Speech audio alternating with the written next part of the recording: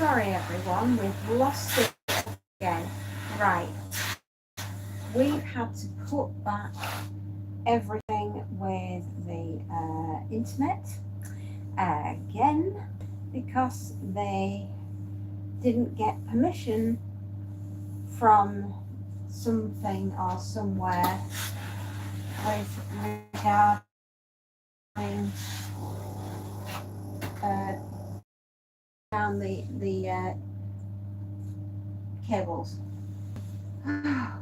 So middle of September earliest they can do it.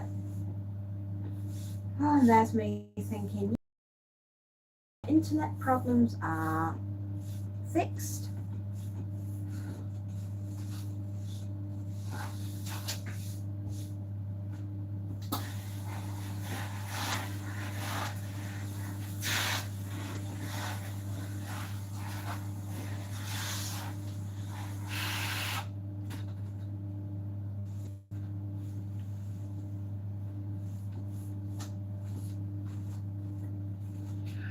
When is the new internet there? Now we've been given a date of the 11th of September. I know. It's just, anyway, how are you feeling, my darling? Are you all right? Have you slept? Have you had any rest at all?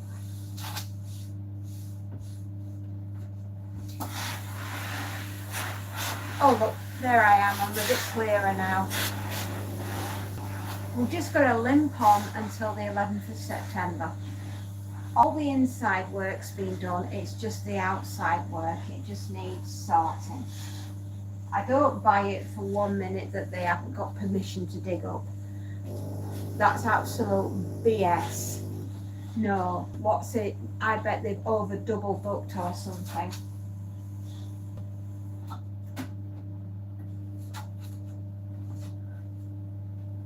I slept. Mrs. Space Note has a pre-surgery consultation shortly, so I'm going to take care of her. She needs you. Dental surgery isn't a joke. I'm going in on Friday and I'm having it done as well. So good luck to Mrs. Space Nut. I'm really keeping fingers crossed for you, darling. Which country? Oh, we're from the United Kingdom. Yes. That's right. That's there.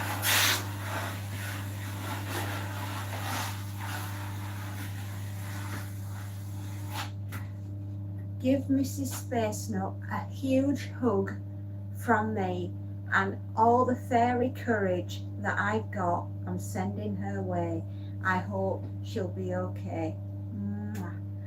Sending hugs and hoping that Mrs. Space Nut will be all right.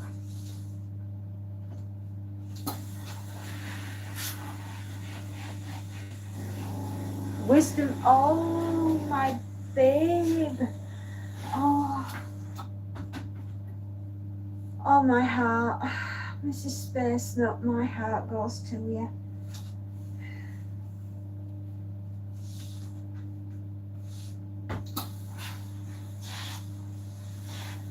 Yes, I iron for a living. I iron for a living.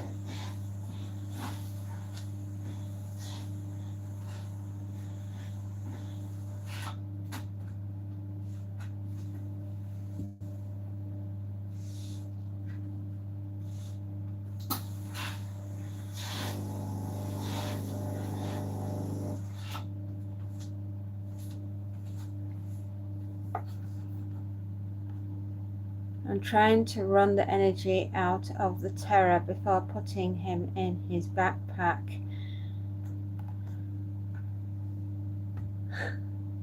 Oh, bless him. Dexter. Mumtaz. Hello. Oh, Dexter's oh, bless him.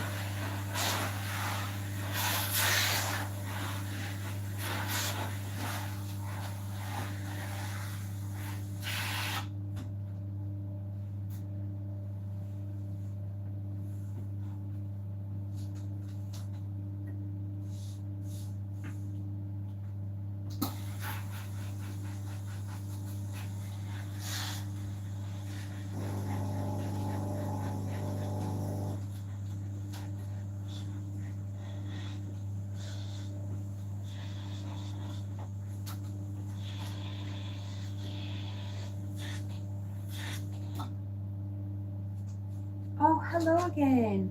Yes. Sorry, we lost the internet. It went and crashed on us. Such a very cute and hard work woman. Thank you. Hard work.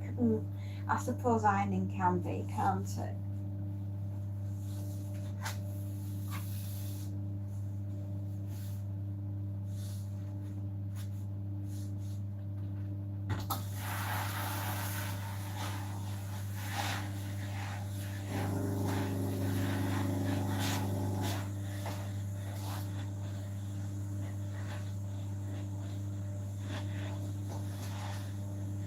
Well, best of luck getting the terror into the rucksack, and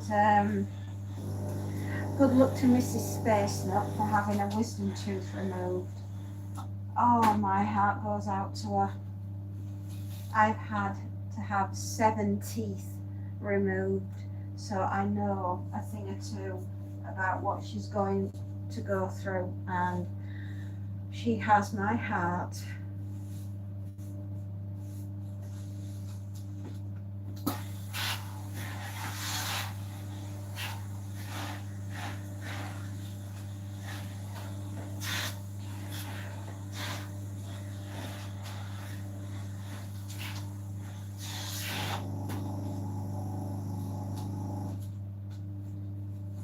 Hanger more than 150 dairy iron used. I use quite a lot. Yeah. Well, I did. I ironed yesterday from 10:30 in the morning until 9 o'clock at night. So I can honestly say it was a very long day because it's my job to do that.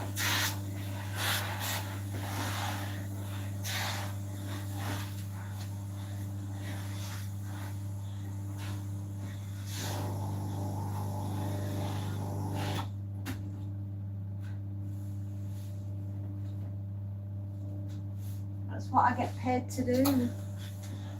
I get paid to do the ironing.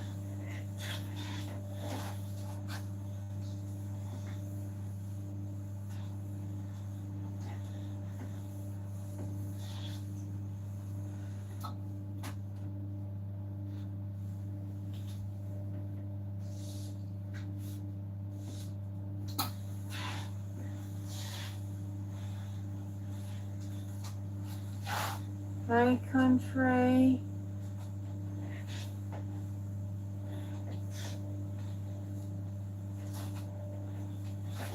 Sorry, I can't understand what you've written. Doesn't that it's broken? Up 60 women, no work. Oh. Well, what do they do then if they're not allowed to work?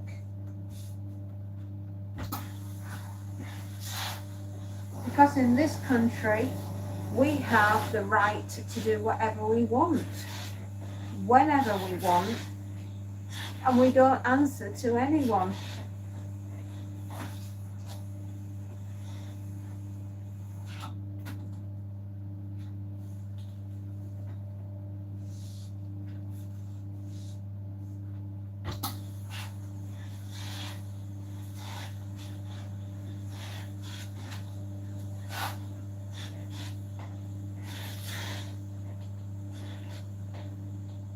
Oh, right. Oh, right, I'm so sorry. Oh, I think in this country we'll have to work until we're very old.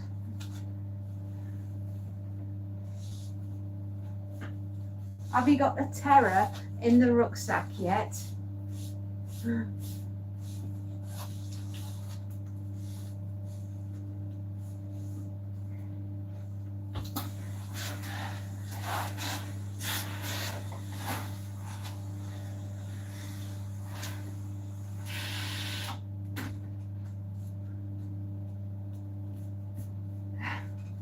I'm just looking for the Uber. Oh, booking the Uber. Sorry. I really need to get my eyes tested again.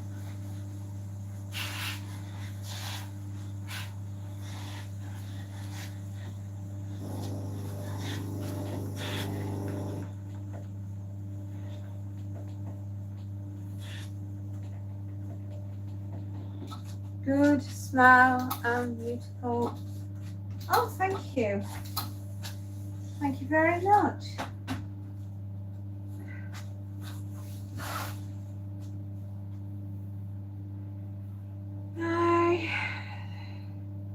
The Bruce Lee of bed sheets.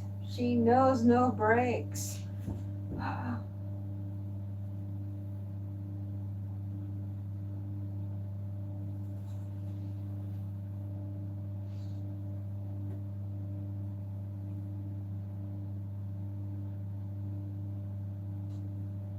It's not Enter the Dragon, it's more empty the ironing basket.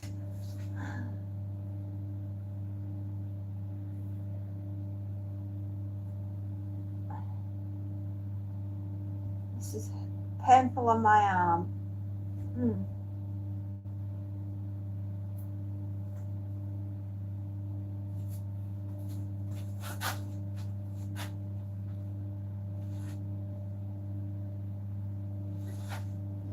Well, everybody who has popped on to say hello, good morning, consider giving us a thumbs up, and if possible, please subscribe. We appreciate your help in getting us to where we need to be, and if you feel like you would like to watch some more of our long form videos, please do. We would appreciate it very much.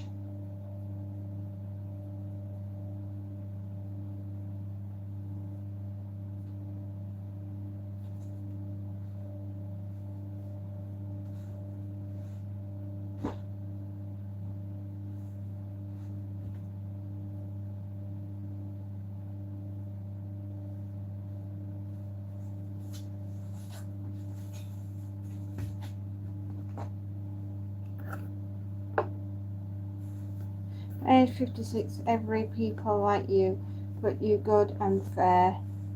Talking and, oh well, I do try.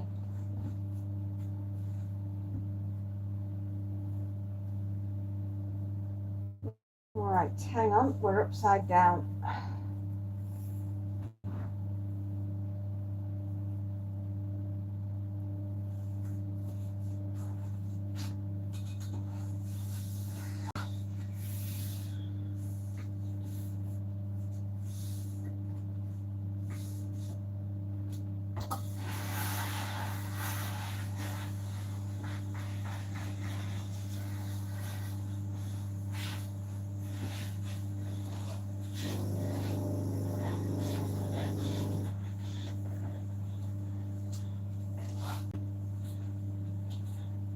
This live video.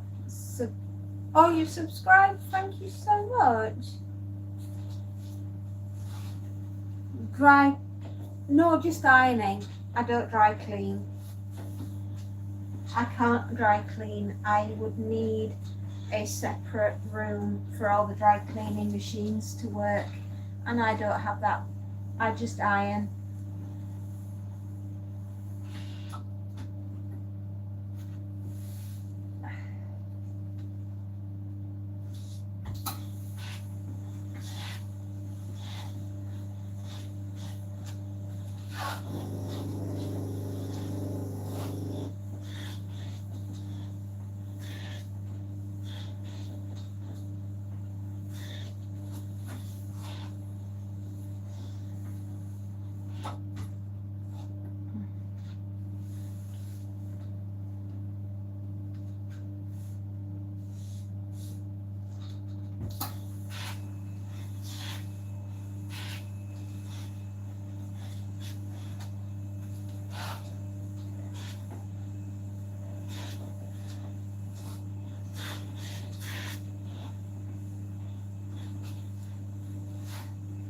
Joy Life, hello. Oh, my husband works hard. He's just out at work. whereas I stay at home to work.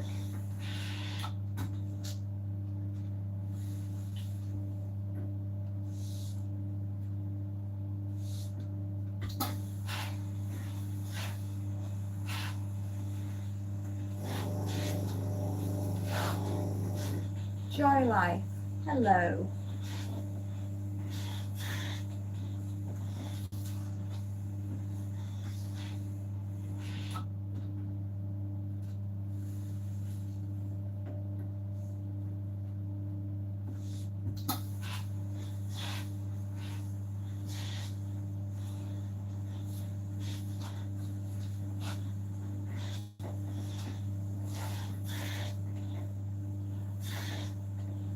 Oh, I'm fine, Joy Life. How are you?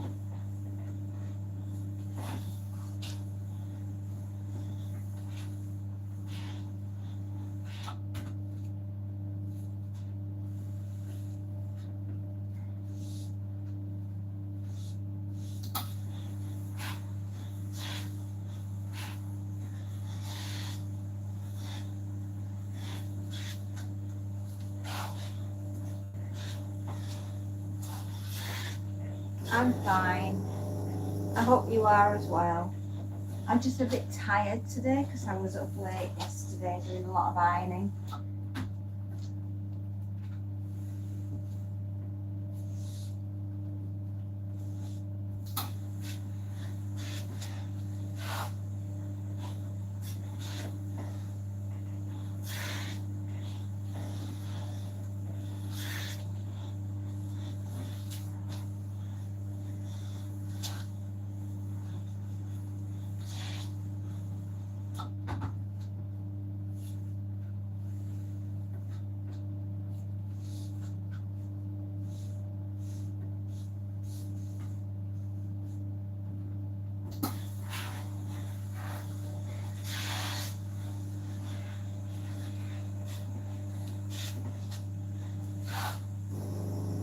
Yeah, young. More people subscribe, everyone like and sports young. Why? I don't know. Elsa, good morning. I'm an introvert. No way, Elsa. You are no more a wallflower than I am.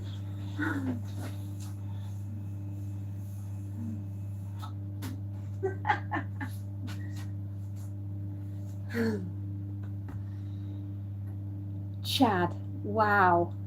Oh, hi. Like and done. Thank you so much. I appreciate that, everybody. Got to say space now. Thank you. I was a bit stunned with that one from Chad, but there we are.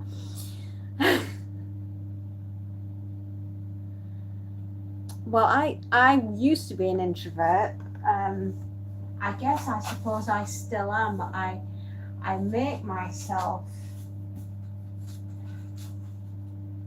get out there and give myself more confidence than I actually have.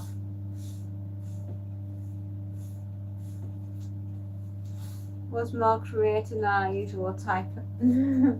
Yeah.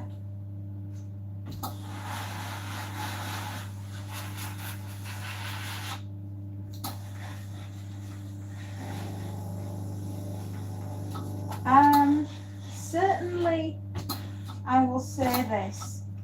I realised that something massively fundamental needed to change in my life. And it was a case of I either change who I am and get out there, or I spend the rest of my life hiding away, wondering what if. Oh, thank you very, very much. How do I say your name? Mush. Do you mind if I call you Mushtak? Is that how we pronounce it?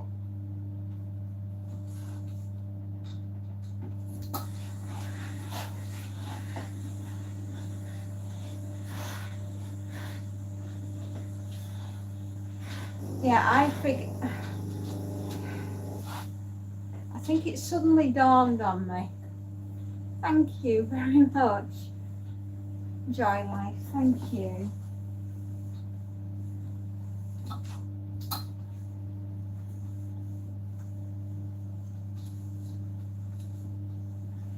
No, it suddenly dawned on me that if I don't want another 20 years of what I've just been through, then I have to change something about how I'm living if I want everything to change. If you follow my drift.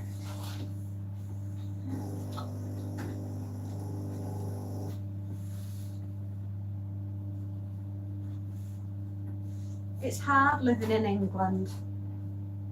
Teen Minty, Joy Life, bye bye. Teen Minty, hello. Hello, I can't say mush. Mush Jack, I can't say because I want to remain safe. Oh, I am Indian. Oh, that's nice. Oh, thank you, Teen Minty. Thank you.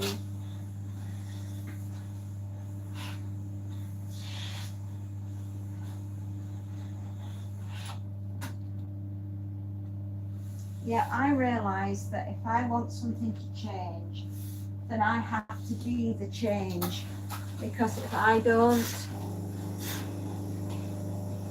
Pakistan. Oh, right, is that where you're from? Yeah. Yeah, I just realised that I have to change what I'm doing, change me, change everything. Because if I don't want another 20 years like I've just been through, then I have to change it and change it now. Otherwise, I am destined to have the same future until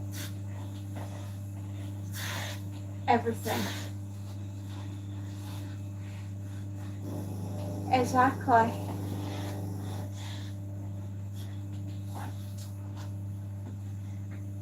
And believe me, it's been a hard thing to do, is to change everything.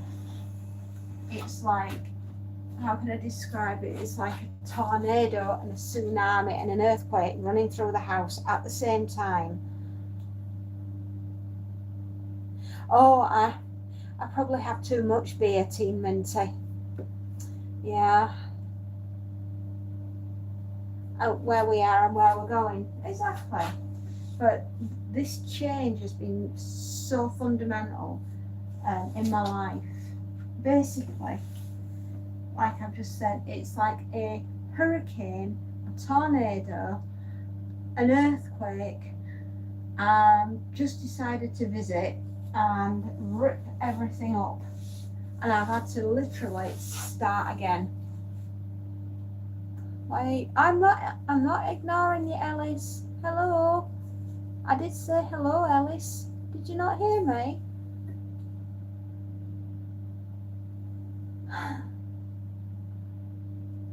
Favorite TV series as a kid? Oh, so many. Oh, it's rather than menopause. It's a wake-up call. It is. I got to dip off, Mary. The taxi is due. Speak soon. Take care. Yes, I did, Alice. I did say a very, very quick hello. I don't know if you were listening, but I was saying hello to an awful lot of people because you just happened to pop on at the same time. But hello, Alice. There we go.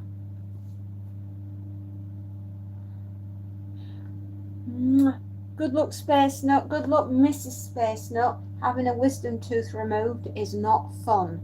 Good luck. Good luck.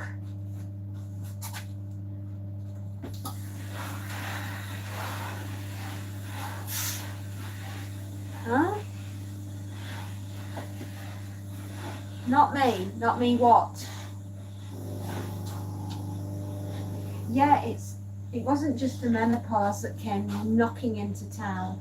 It was the realization that if I want a better future than the past I've just survived, I need to change something very, very massive in my life. It's a humongous change. It's terrifying.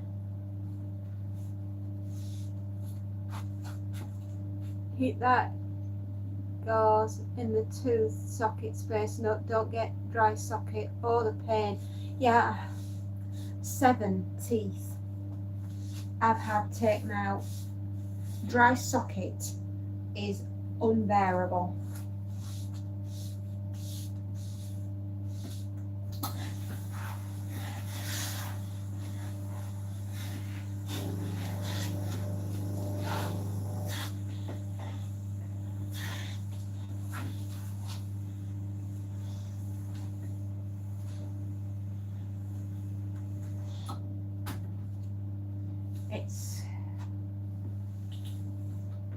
I've had a lot of shocks recently, a lot of really massive ones.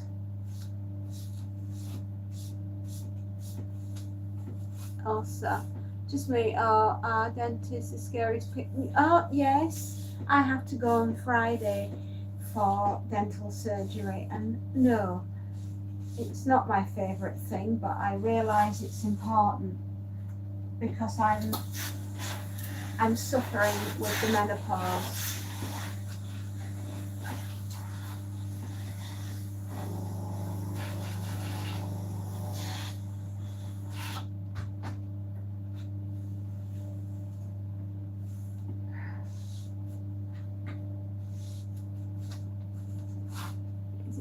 Yeah, they are absolutely terrifying, and I am terrified. I am frightened, and I have to go on Friday, and I have to be a brave girl and sit in that chair and have some work done.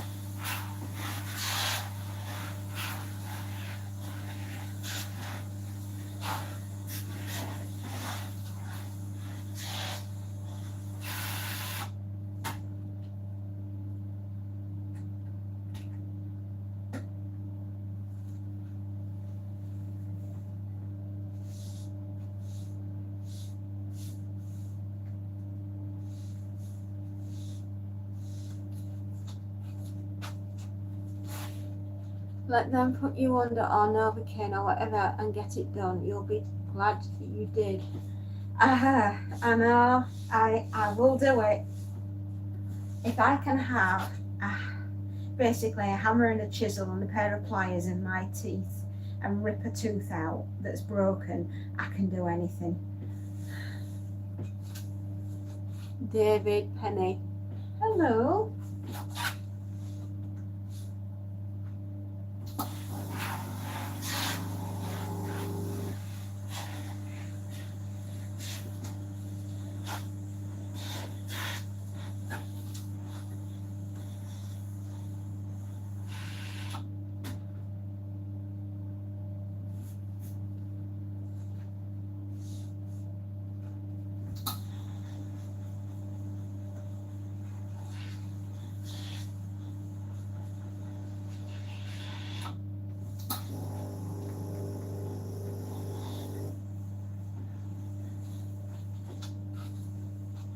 They say pregnancy is hard, and it's true, but really painful tooth may be competing.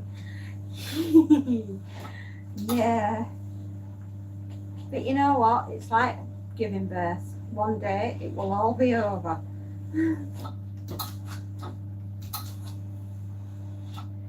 They don't have to remove any teeth, which is a relief, I hope.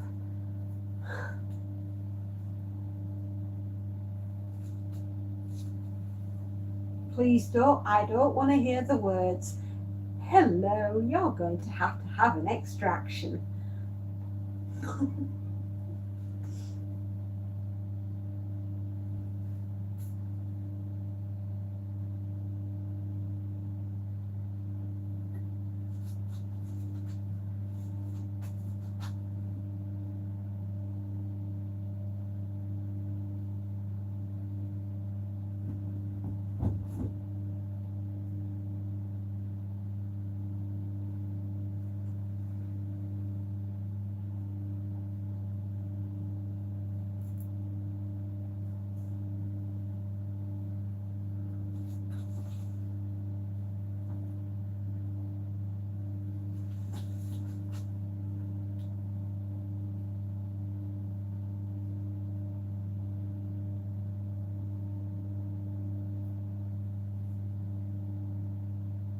Yeah, that is the one word they better not come out with. Hello, I see you're having some toothache. Need some help with that? Said Clippy, the paperclip from Microsoft.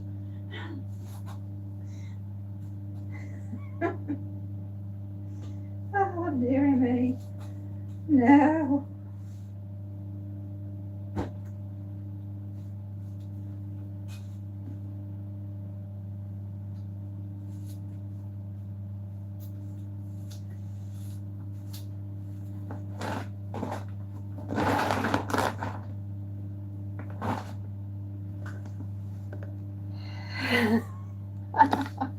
I'm just trying to make light of my horrid situation that I find myself in. Oh, well, that's useful, isn't it? I go to the paper drawer, and there's no more paper in the paper drawer. And I can just imagine, hi, I can see you need an extraction. Do you need some help with that? No, Clippy, I do not need any help. I want you to go away, Clippy.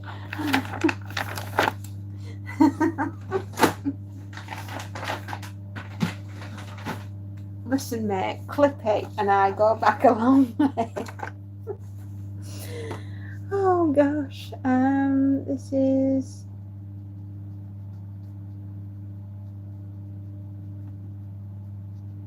what do I need to write on here? 8939. One king duvet cover, one double duvet cover, 4 pea case, 1 tea towel, and several items of clothing.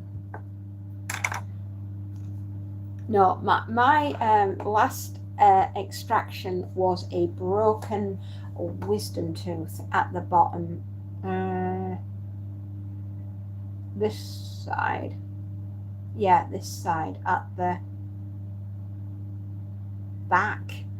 Yeah, at the back. And it was 3 rounds of Novocaine. Oh, quite a bit yesterday.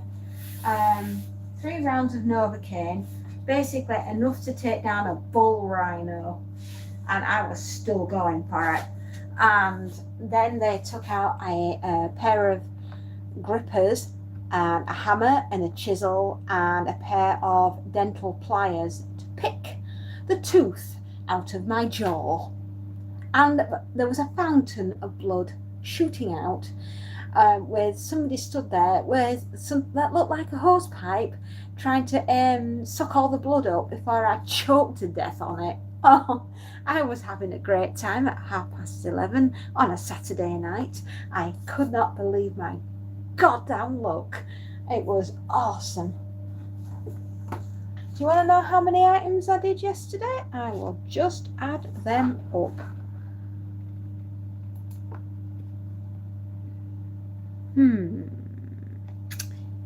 To add 78. 130 items of clothing I ironed yesterday. That's how many items of clothing I did.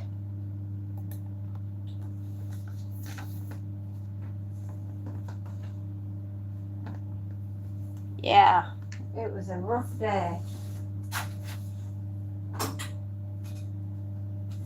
All right, I won't tell you about all the other tooth extractions that had to come out the exact same way. All 7 of them.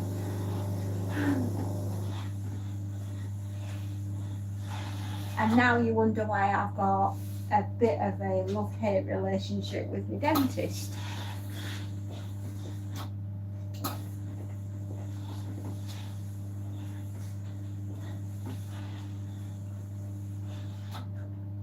And I came walking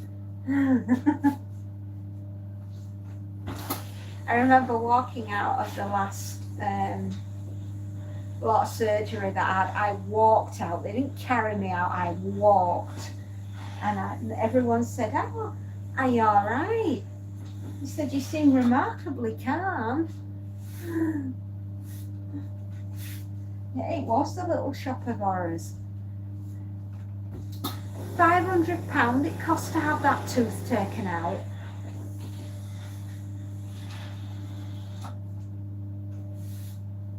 Thank goodness I've got insurance.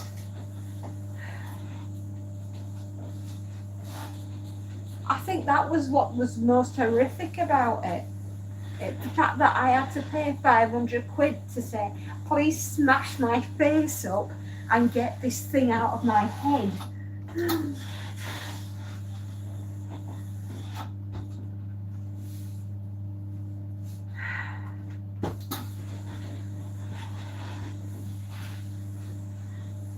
It's a good job I've got a good sense of humour.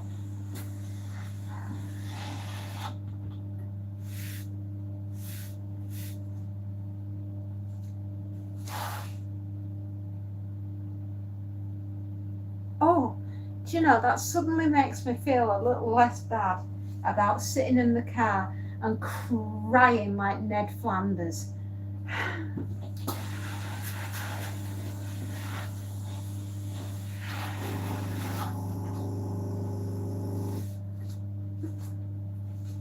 This woman's stolen my juice boxes from my kid. We are now in therapy because of it. What? Oh, you've had your juice box stolen?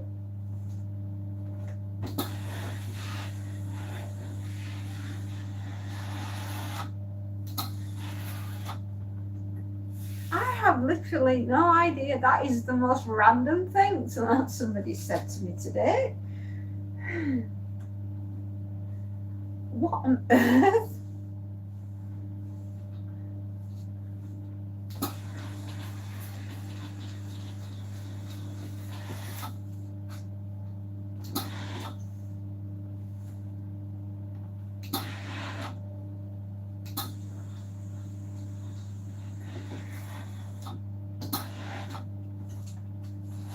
That's what the therapist said. That's funny.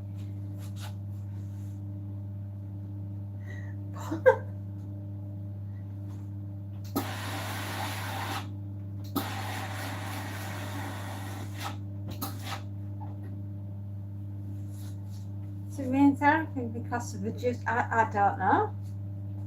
I have no words.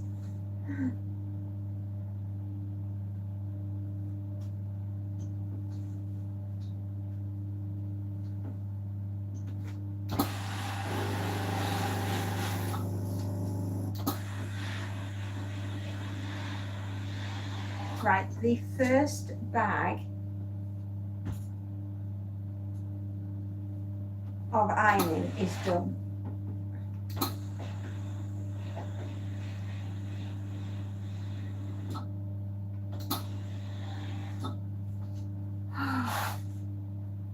I'm filing a lawsuit. Oh, Karen.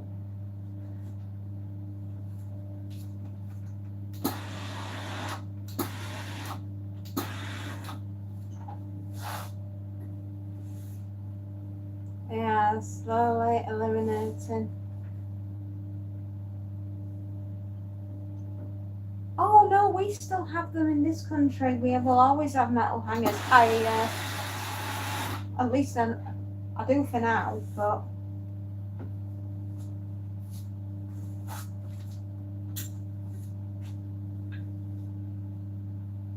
I like wooden ones.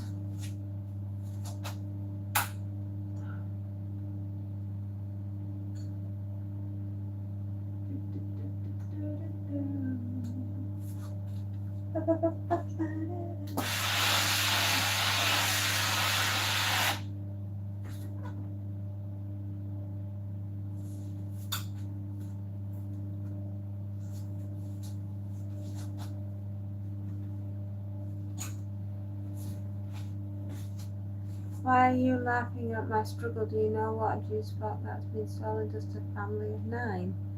Copper hangers. Super, I love wooden ones as well. Me too. Oh, Karen.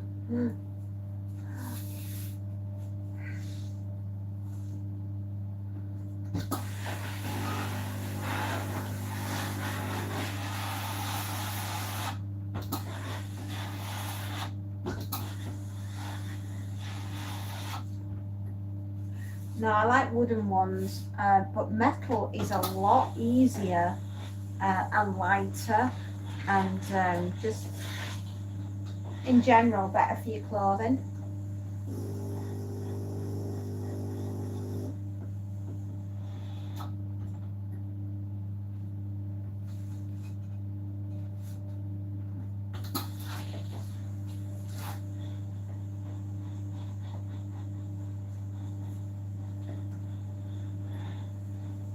Bug. What bug? What bug?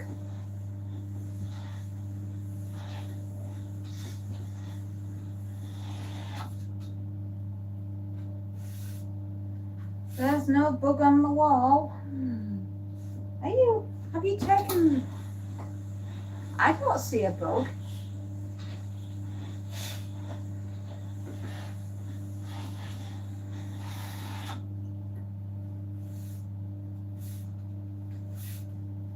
Maybe when I've had the Novocaine on Friday, prior to the dental surgery, I might see bugs then.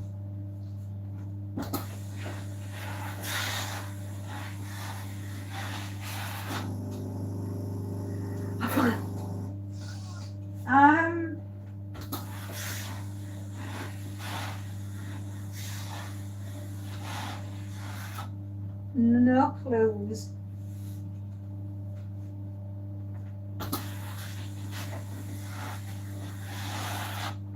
I have no clues.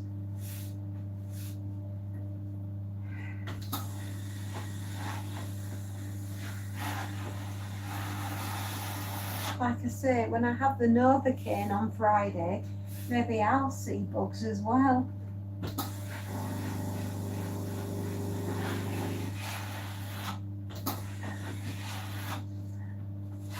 You're too sweet, but I said it. Oh.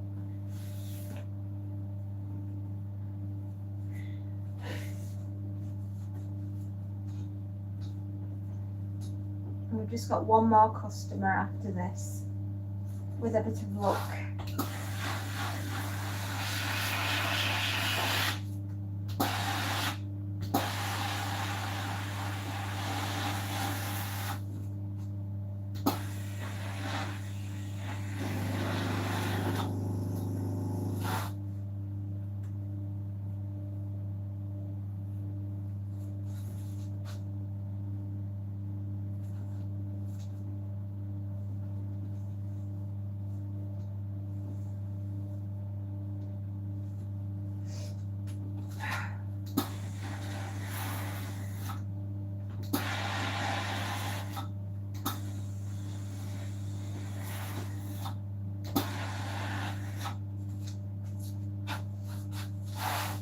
After the witches' hour in England, you're a real trip.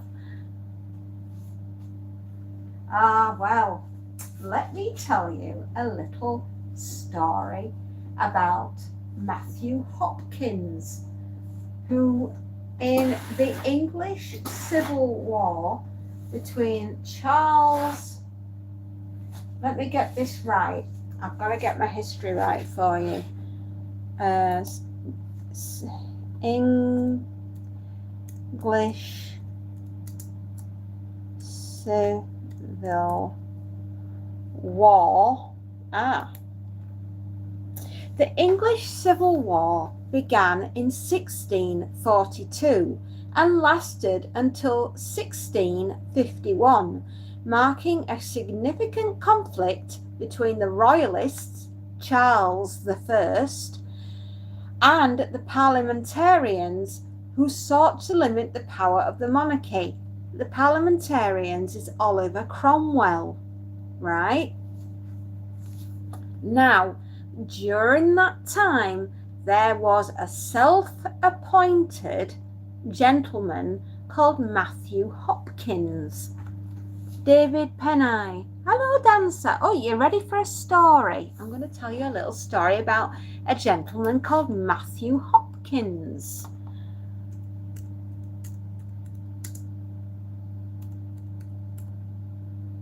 The English witch hunter. Matthew Hopkins, 1620 to the 12th of August, 1647, was an English witch hunter whose career flourished during the English Civil War. He was mainly active in East Anglia and claimed to hold the office of Witchfinder General. Although the title was never bestowed by Parliament, he was a son of a Puritan minister. Hopkins began his career as a witchfinder in the March of 1644 and lasted until his retirement in 1647. Hopkins and his colleague John Stern sent more accused people to be hanged for witchcraft than all other witch hunters in England of the previous 160 years, and were solely responsible for the increase in witch trials during those years. Yes. Am I on the East Coast? Indeed I am. Hello, hello. Little is known of Matthew Hopkins before 1644, and there are no surviving contemporary documents concerning him or his family. He was born in Great Wenham, Suffolk, and was the fourth son of 6 children. His father, James Hopkins, was a Puritan clergyman and the vicar of St. John's of Great Wenham in Suffolk. The family at one point held little to no lands and tenements in Framlingham at the castle. His father was popular with his parishioners, one of whom in 1619 left money to purchase Bibles for his then 3 children, James, John and Thomas. Thus, Matthew Hopkins could not have been born before 1619 and could not have been older than 28 when he died, but he may have been as young as 25. Although James Hopkins had died in 1634, when the ironclad William Dowsing commissioned in 1643 by the parliamentarian Earl of Manchester for the destruction of monuments to idolatry and superstition, visited the parish in 1645, he observed that there was nothing to reform. Hopkins' brother John became a minister of South Frambridge in 1645, but was removed from a post a year later for neglecting his works. Hopkins states in his book The Discovery of Witches in 1647 that he never travelled far to gain his experience. Matthew Hopkins. What can we say about Matthew Hopkins? He is the most prolific witchfinder that this country has ever produced, and in my opinion was actually a serial killer. And I'll explain why. I love your accent. Are you telling a story? Yes, dancer, I am telling a story. And you're from Sydney, David. Hello. Nice. It's 11:41 at New Zealand time. Anyway, so how am I doing? I'm telling you all a story about, no, not Jack the Ripper. This is way too soon. This is back like I said, in 1647. That's well before Victorian era. No, this is Matthew Hopkins, the Witchfinder General. You never seen me tell a story? Well, I'm telling you a story now. Matthew Hopkins hung, drowned, quartered, and burned women for witchcraft in the United Kingdom. This is before the Salem witch trials in Massachusetts, in America. Just a little bit before then. Yes, he was a very evil man. The problem was, if you were a woman in those days and your face did not fit, it was up with your head. Dancer, hello my darling. Are you ready for a story? Are you ready for a bit of history?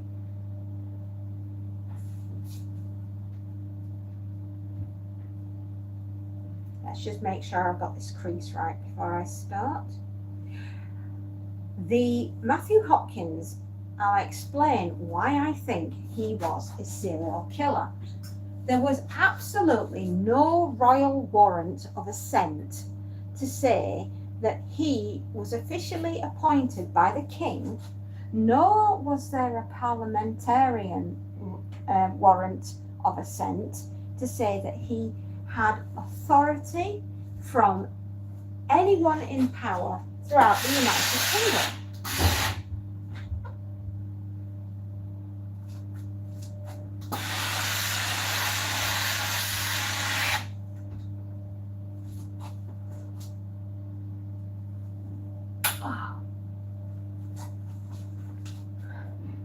He had absolutely no legal authority at all to do these terrible, terrible crimes that he did against these women.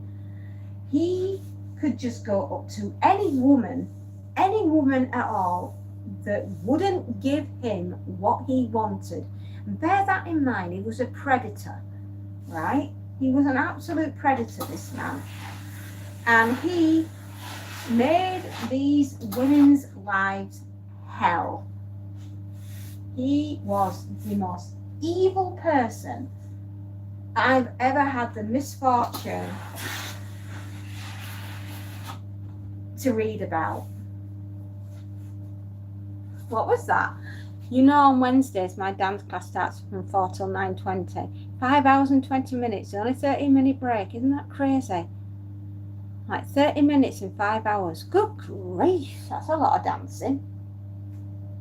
Yeah, if you were accused of being a witch, that's it. You had absolutely no chance. And back in those days, we used to wear long smock type dresses, right, that were made, I wouldn't say out of Hessian, but very, very closely woven fabric. Cotton usually, and petticoats and layering underneath. Well, if you were put on the ducking stool and put out in the river and thrown under the water and you floated,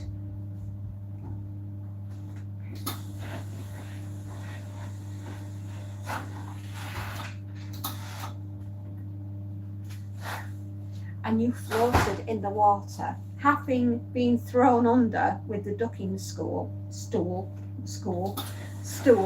and you floated, they claimed that you were made of wood and thus forth would be burned at the stake.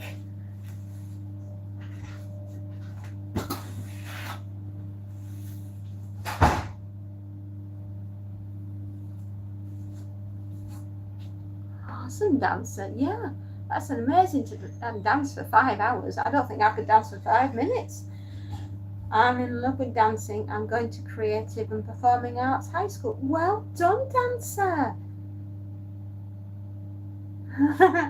Yes, I'm listening to the story. Well, sorry, I'll get back to the story. So, if you floated, having survived going on the ducking stool and shoved underwater, you were then taken away and burned at the stake, or you were hung, drawn and quartered and then burned on the stake.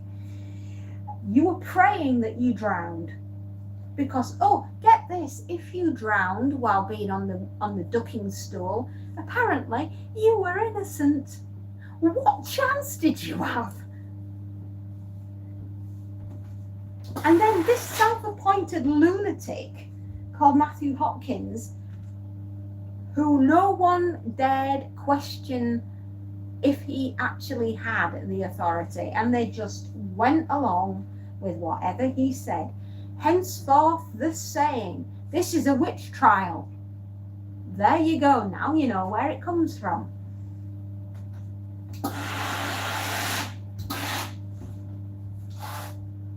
Oh, okay, fairy, got to go. Not bedtime, but yeah, nighttime chores, lol.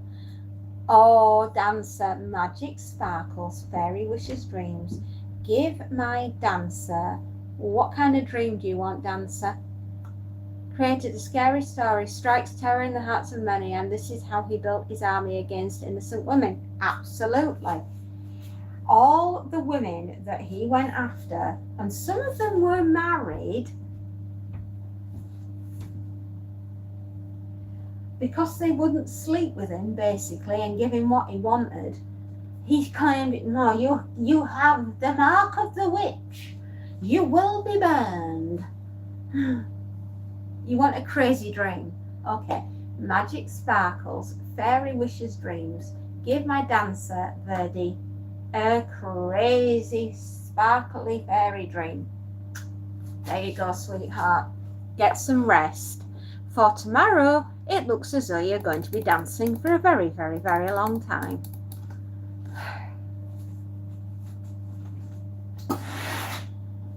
Yep. Good night, dancer.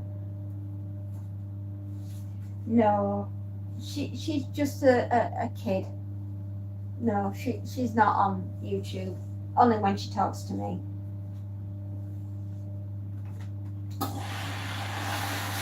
So anyway, there you go.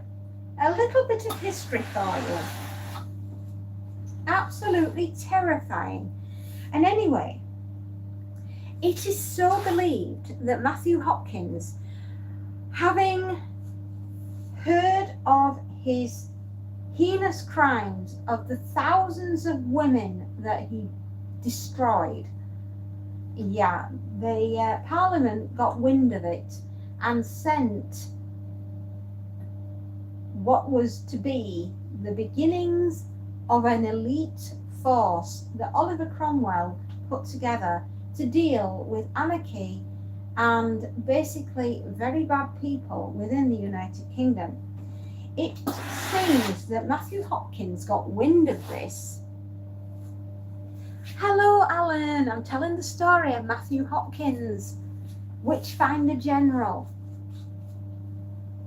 Yeah, it seems that Matthew Hopkins got wind of this. Now, bearing in mind, he had slaughtered thousands of British women up and down around the Suffolk and area. He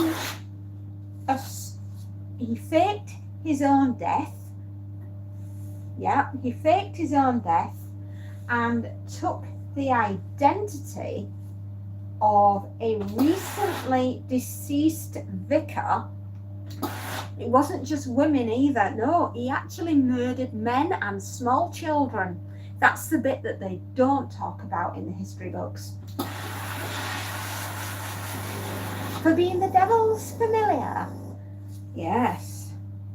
You know, the one person that did need good blooming burning at the stake was him. And anyway, he took the identity of the dead vicar and became him. And because there were no pictures of Matthew Hopkins, because back in the day, obviously, the only way that you could get a picture or a portrait done is if you sat for an artist. He was very good at finding witches and was very well paid for it. The more money he made, the more witches he found. He was a very sick individual indeed. And he was what I would class as a modern day serial killer. Matthew Hopkins was a demon.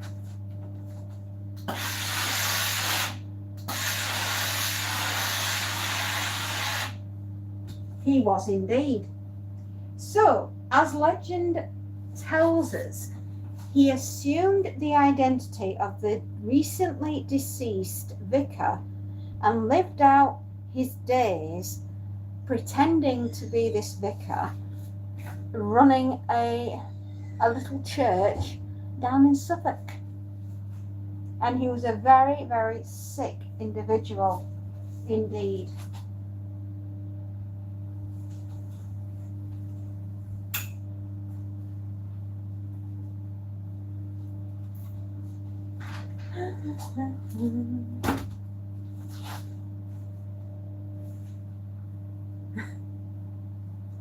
There is a very, very, very famous film. Vincent Price plays the role of Matthew Hopkins.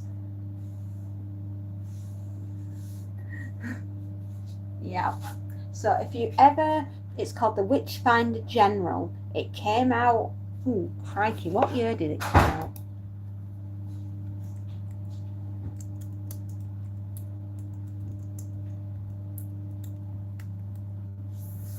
1968, according to the IBDM. Witchfinder General is a 1968 British horror film directed by Michael Reeves, featuring Vincent Price as the titular character Matthew Hopkins, a sadistic witch hunter during the English Civil War. And my God, that is such a good film. If you get the opportunity to watch it, from 1968. I thought it was later than that, but bearing in mind it starred Vincent Price, so it would have had to have been around about that time. Amazing actor. And he puts terror into what Matthew Hopkins, oh my goodness me. Wow, it's absolutely brutal, is that horror movie. It doesn't spare you. It really does make you think about how it was 57 years ago, yeah, and it still gives me the chills as a horror movie. Amazing, an absolutely amazing film. Ian Ogilvy is in it, and he plays a young soldier who is trying to rescue his fiancée, who Matthew Hopkins has got, and that's based on a true story. In fact, the whole thing's based on a true story, so there you go. And he tries to rescue her from him. Oh boy. Elsa, all the Hopkins families, please don't name your sons Matthew. No, don't. Oh, Witchfinder General. It's from 1968.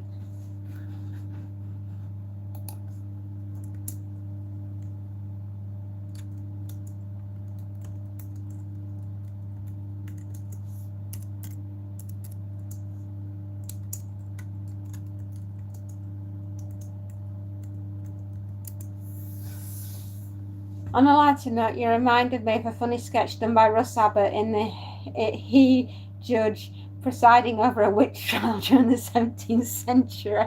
Oh, yes, I remember. The woman is an old lady with the black. Oh dear. I think I remember that, Alan. Anyway, so there you go. There's a little bit of history. So next time you hear someone say, my goodness me, this is the blooming witch trial, this is, now you know where the saying comes from. And may you never meet Matthew Hopkins, because for me, he was one of the original serial killers that this country has produced. Anyone that can walk around claiming by the right of God as his witness and the King of England and the Parliament of Britain, he has the right to find you for being a witch. You must start asking questions. You don't just go, oh, all right then, no worries.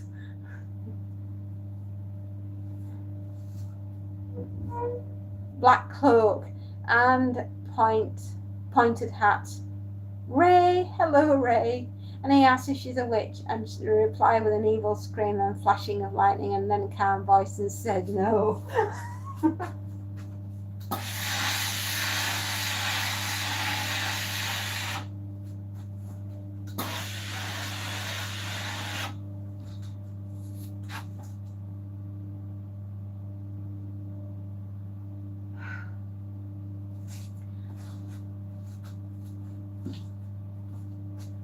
British women are beautiful, are we? Oh, I don't think so. I just think we're average looking.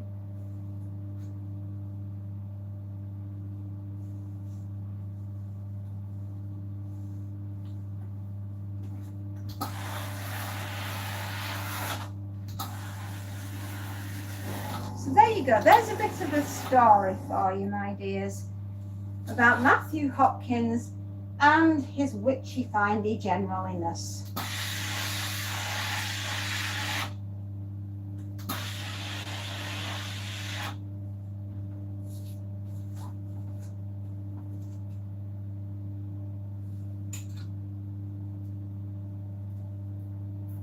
Right, that one looks okay, that looks okay.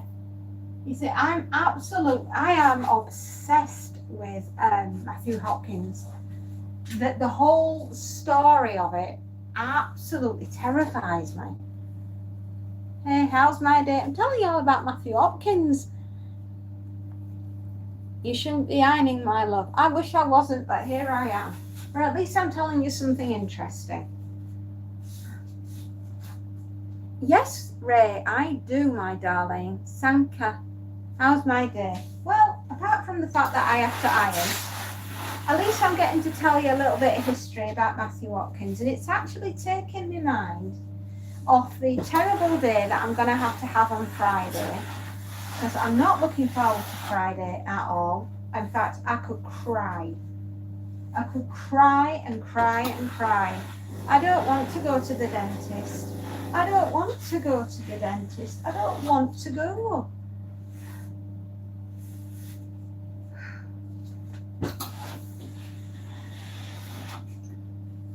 Didn't they use hot irons on witches? Yes, they did.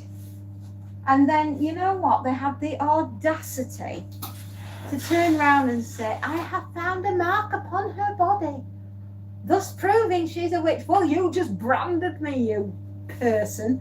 Of course I'm going to have a mark. It stings. You've just stuck a hot iron on me.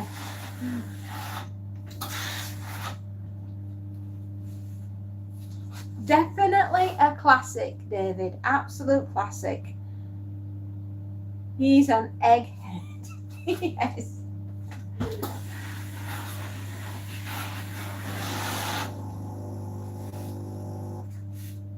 You should sit down and watch the film from start to finish. It is utterly terrifying. And the worst part about it is that because no one questioned his authority, because let's face it, back then most of the people of Britain couldn't read. It was only the very rich that were educated. So they saw that piece of paper, and fearing the authority and knowing that the country was in a civil war at the time, nobody questioned this man's authority. They just took it as read. It could have been a blooming paper napkin with a cross on it, right? They wouldn't have known the difference because they couldn't read. and therefore they see a man well dressed, well spoken, holding a piece of paper, claiming he had by royal warrant and royal assent and by the parliamentary governance that he had the right to go house to house looking for witches. Of course, being ill-educated and terrified and afraid you were going to get killed anyway, you just agreed to anything just to make it stop. And that is why the Witchfinder General is so utterly terrifying, and why I think Matthew Hopkins was the first known serial killer in recorded British history to, go down as a serial killer. And that's just my opinion. I could be wrong. Yeah. But that was what we were. That was the British Isles, the United Kingdom in the time.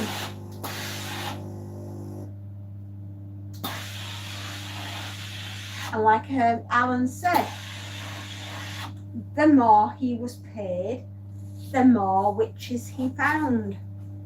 Because killing is good business.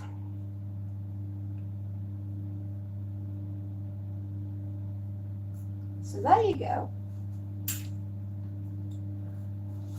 We've all learned something new today.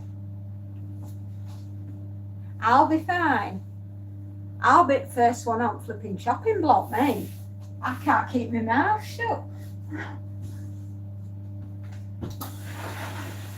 There'll be that mouthy one over there. Yeah, that one over there.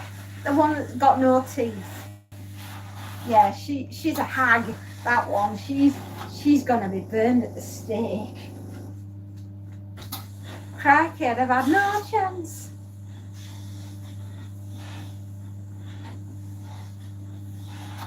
I'm just fortunate to be born in this time and not then.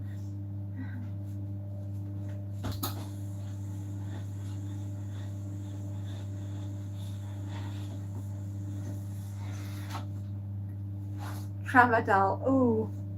Well, it's taken 3 wonderful years to have 7 teeth removed, and it's all to do with my menopause. And I better not get the immortal words on Friday of, I see you need an extraction. No, I do not. You're going to be extracting my fist from up your backside is what you're going to be doing, mate, if you're trying to take another tooth out of my head.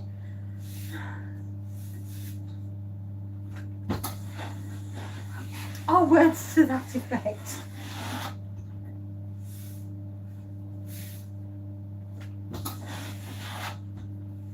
I can honestly say, since I have gone through the going through the menopause, I haven't gone through it yet, I'm still going through it. I can honestly say my personality has changed somewhat.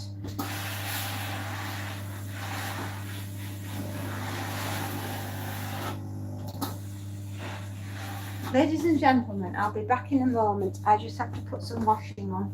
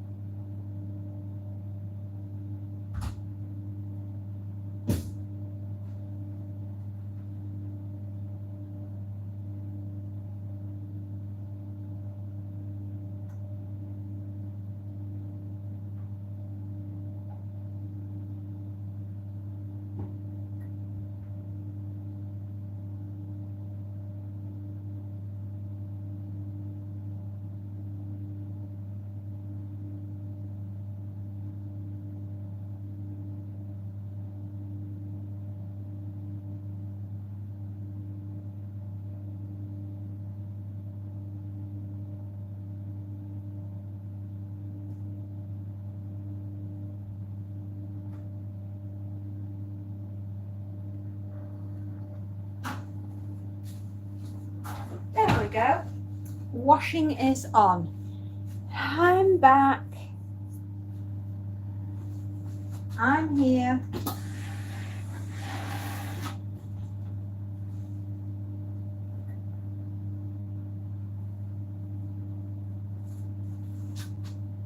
I was just putting some washing on in the machine. It needed to be done. Such is life.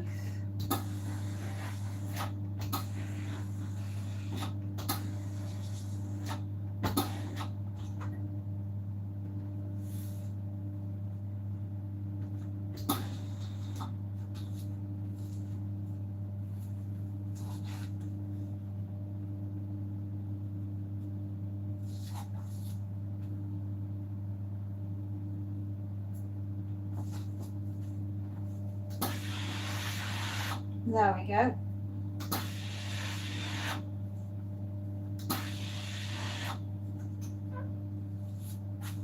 There is another excellent horror movie from around about that era, which again is to do with witchcraft, and I'll see if I can remember.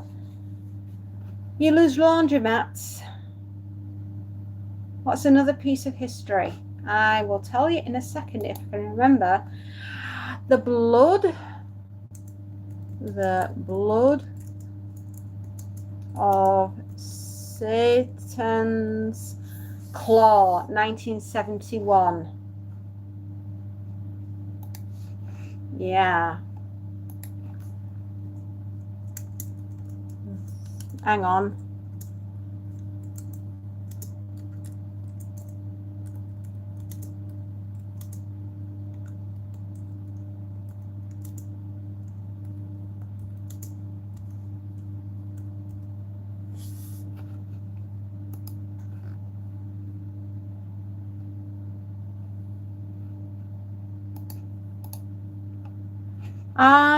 I wouldn't have thought I would be related to him. I wouldn't have thought so.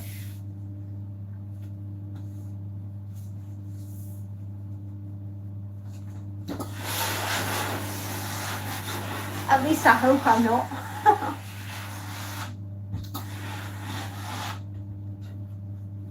I loved Queen Elizabeth. She was a formidable queen. She was the queen. King Charles, he has done his best, but I think William will probably be a better king for our country because he's younger and therefore able to breathe more life into it. But it is good that we do have Charles as the king because he's helping William to get ready for the future of being our new monarch. The thing is, you see, we've only ever had 4 queens in this country. Queen Elizabeth I, Queen Victoria, Queen Anne, Queen Victoria, and Elizabeth II. And unless you count Boudica, who was fighting off the Romans, she would be your 5th queen.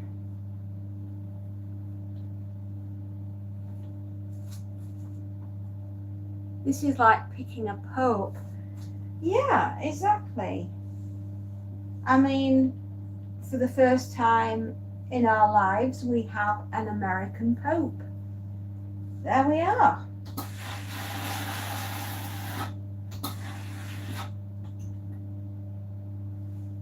We've never had an American pope before. This is the year that we get an American one.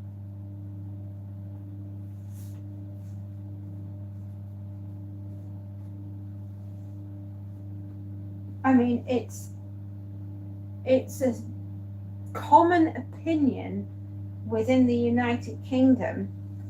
Probably going to get me and land me in a bit of hot water here, but I'll say it anyway. Harry and Meghan, who live out in America. It would not surprise us in a few years' time if she divorces Harry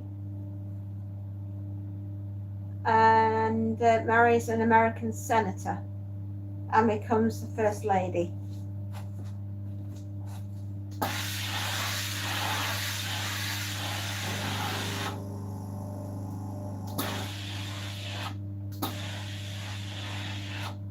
Yeah, the blood on Satan's claw. Again, it's to do with witchcraft.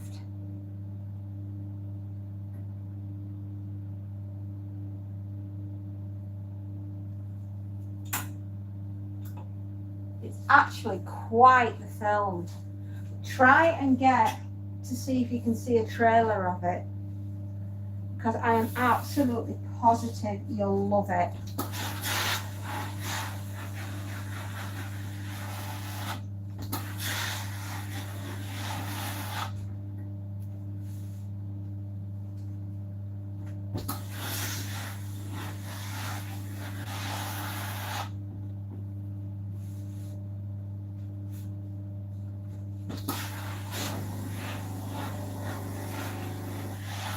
We end up with a village full of hysterical teenagers being pursued by the grown-ups all over the possession and the belief that Satan's claw has been found, and all the children start to act very, very strange in the village indeed. She was a good lady, was Queen Elizabeth.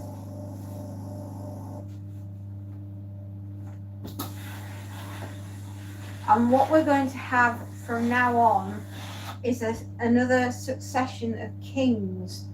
We're going to have King Charles, King William, and King George.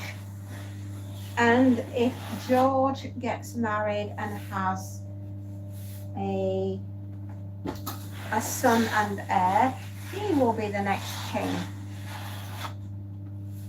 Although I do believe they changed the line of accession to include, if they only had girls, then the girl could ascend the throne and be the Queen of England.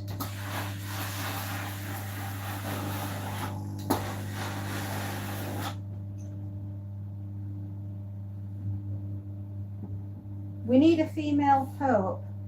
Do we need a female pope? I don't know. What we need is for someone who has the ability to be the best person for that job, whether they be male or female.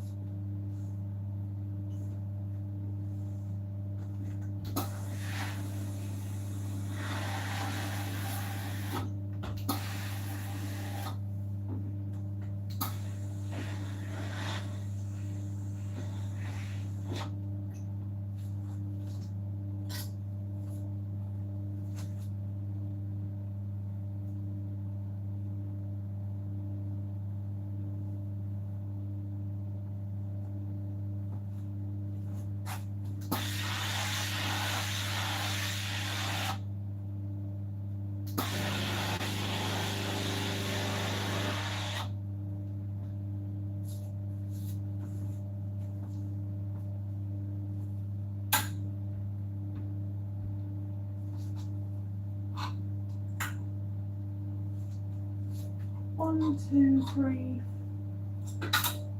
4, 5, 6, 7, 8, 9. Just 10 more to do. Only 10.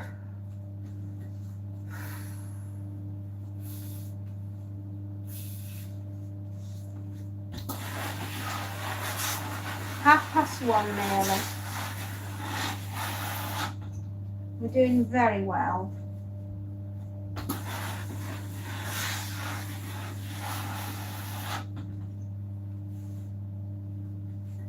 Yeah, she was a very good lady, was Queen Elizabeth.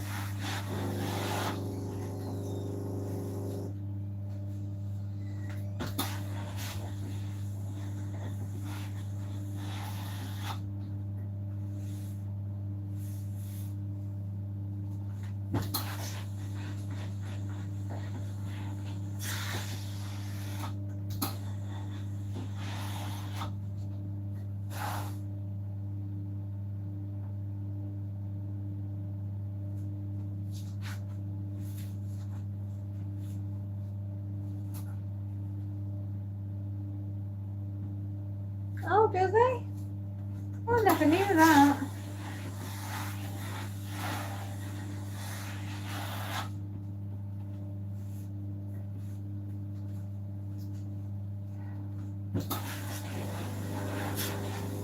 You know, I do believe that we still persecute women in maybe not as a brutal way as we did back then, where Matthew Hopkins was concerned, but we still persecute people, not just women, but men as well. And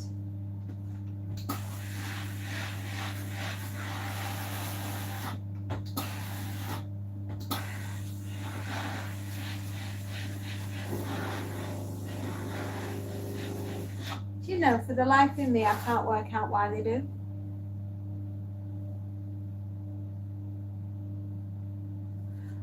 Oh, I didn't know he did. Maybe it's because, is he short? Does he need the height?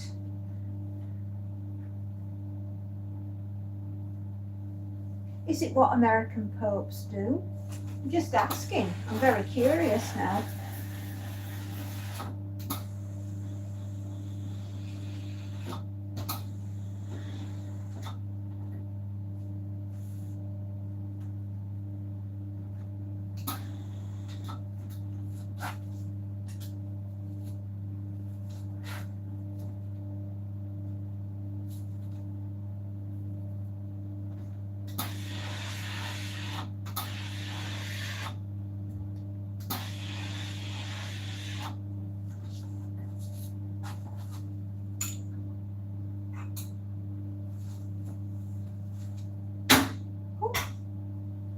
Just trying to break the board. Yeah, the Pope wears heels. No, they've always worn them. It's an old-fashioned thing. It's stuck with the papal slip at the sharp. American popes. Oh, right, got ya.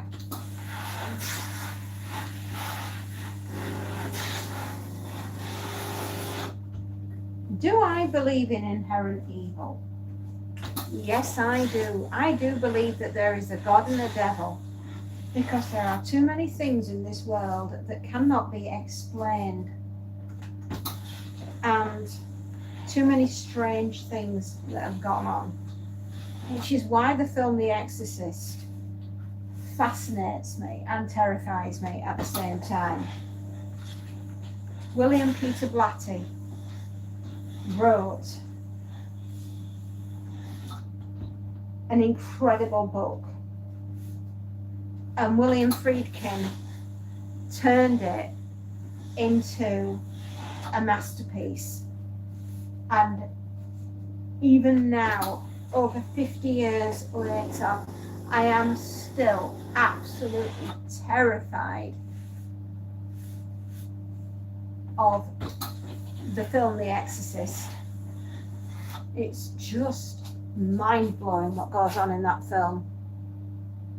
XR Edits, hello, how are you doing?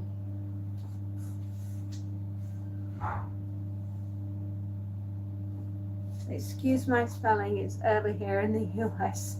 It is, it's very early. Well, not here it isn't, it's 1:30 in the afternoon.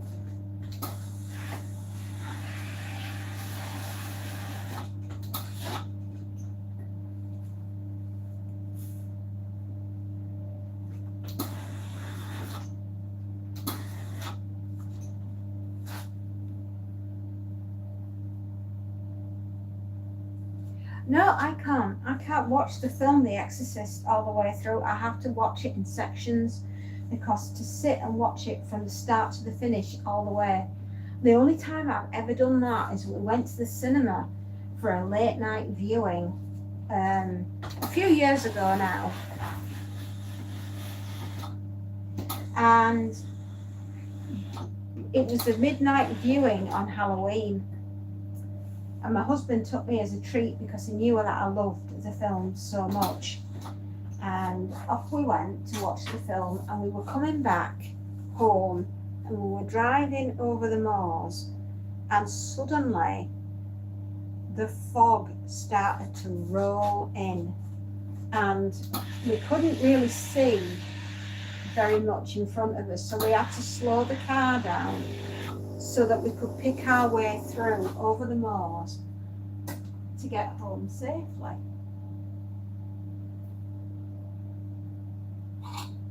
And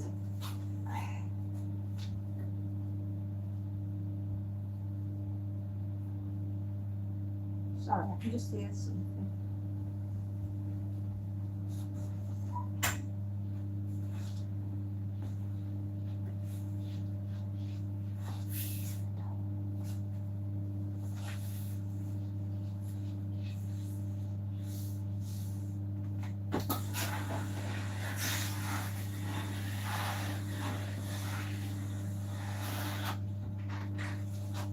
And anyway, I don't do scary movies too well.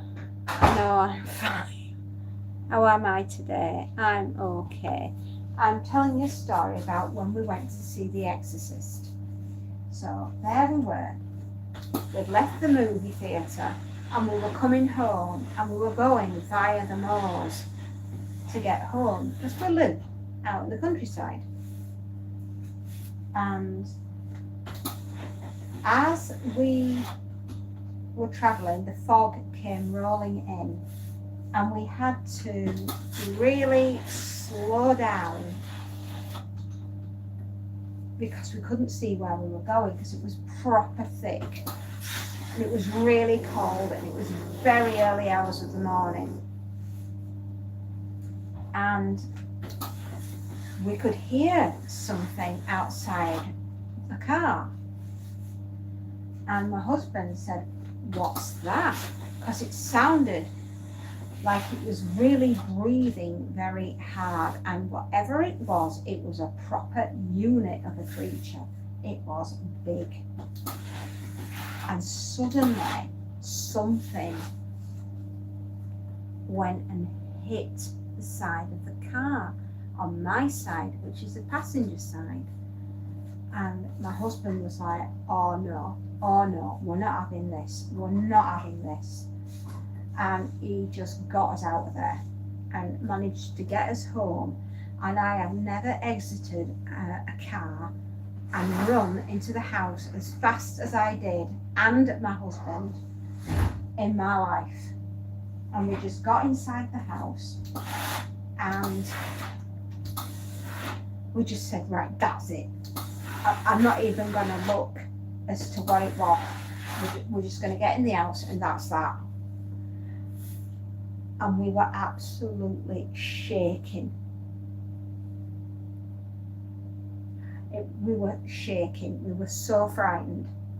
And the next day, when we went out to look at the car to see, well, actually, it wasn't a car, it was a flipping truck. It was the truck that we had before the one we've got now. And we went out to look at it, and on the side of the door, on the passenger side, which was my side, there were these long scratches down the side of the door. And I mean, whatever we hit, it must have been a flipping unit of a creature, because I'm not joking, the claw marks were massive. And we either ran over a flipping werewolf or we hit a deer of something, and we hit its antlers. I have absolutely, to this day, we have no idea what it was. Absolutely terrifying.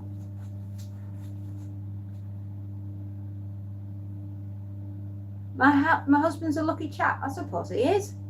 Catch the retired. Hello, how are you? So yeah, that was that night when we came home from the movies and we met that thing on the moors and it hit the car. And I've never been as scared in all my life. I have never wanted to be getting home so badly. I have never wanted to be home as urgently as I did that night. We were absolutely terrified.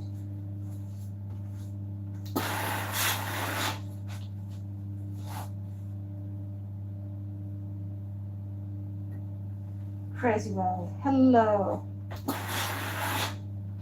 Hello. I've just been telling the story of the terrible night that we went to see The Exorcist and we met the devil on the way home. At least it could have been the devil, it could have been the werewolf, it could have been a deer, it could have been a wild pig.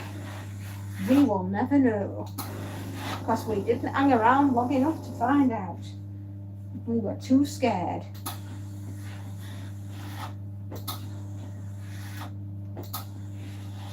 And I've never been as frightened in all my life.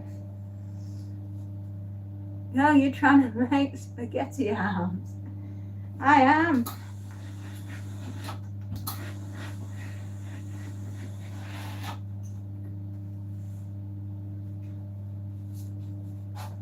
No, it's boiling. We've been threatened with a thunderstorm this afternoon.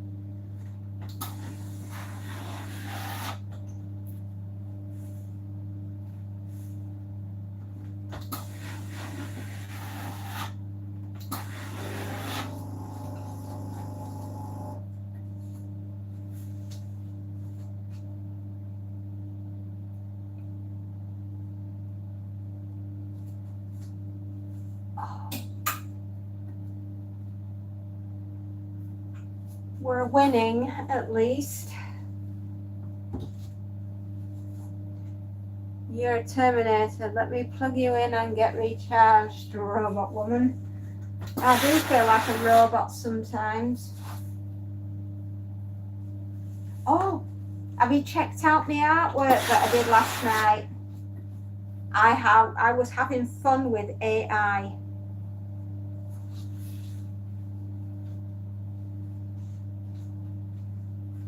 What was that? You got books over there in the eye shop. I can borrow a copy. There are videos on the top and behind where I am. Some of them are books. Mostly cassette tapes. I am very old. I have a VHS. I love your story on Matthew Hopkins, but I don't see... But I didn't see artwork.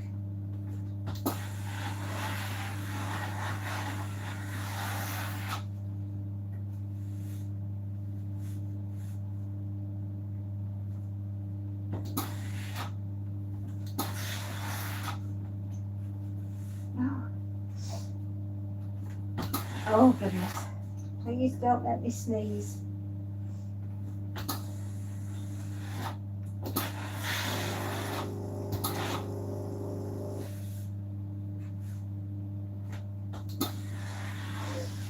I thought I was going to start sneezing then.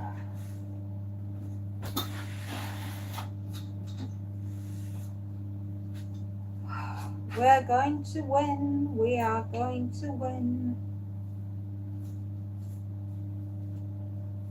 Oh. 1, 2, 3, 5 left.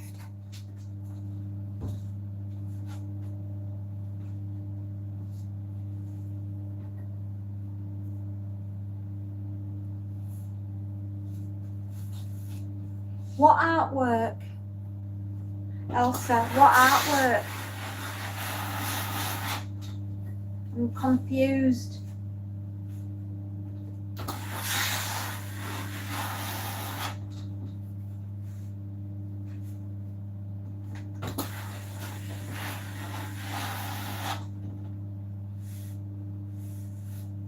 Anyway, you mean my artwork? Oh, right, that artwork. Sorry, it's on my shorts. If you go and look at the shorts, I've been doing some AI artwork and I've left it on the channel.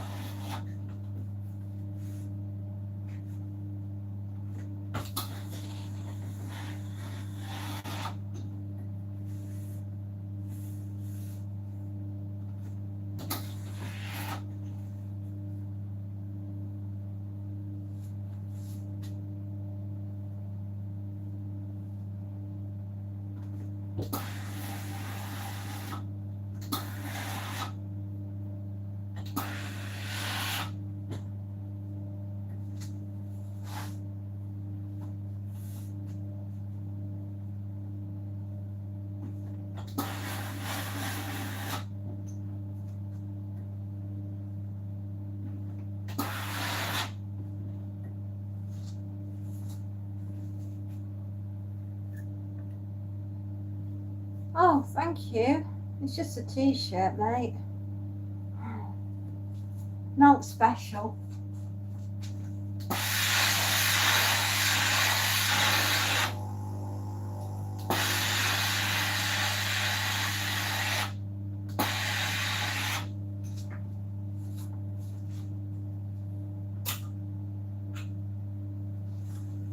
Four more to go. Wish he had four more to go. Oh, on my channel, look for fairy tales and then my artwork, the short. Look for the shorts. I've done Aliens, I've done The Matrix, I've done Blade Runner, Jaws,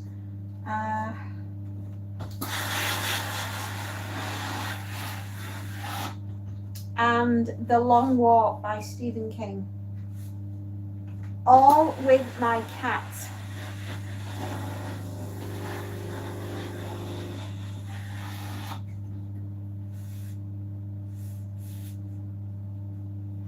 Let me know what you think.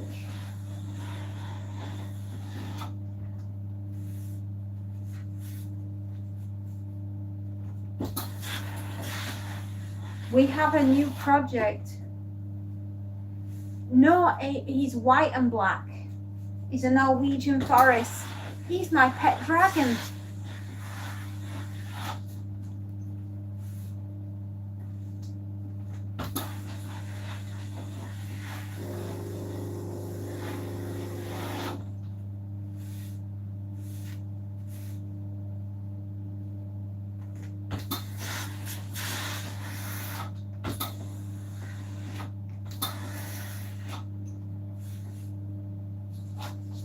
Oh, okay, pet dragon. Yeah, that's my guy. That's my Monty. He's my pet dragon.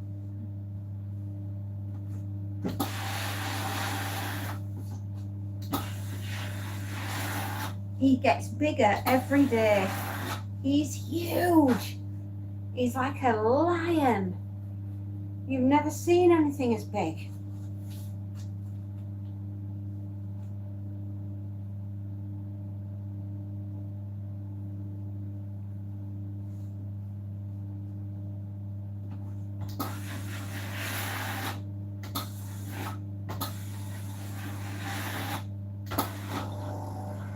Oh, we've run out of water. I'll be back in a minute.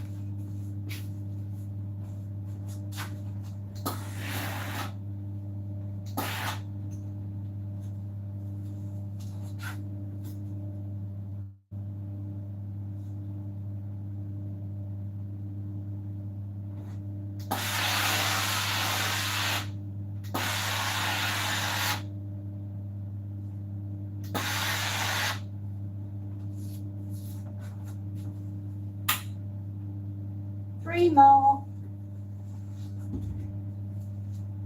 Happiness will be when I've got this lot done. There was a lot today for this one.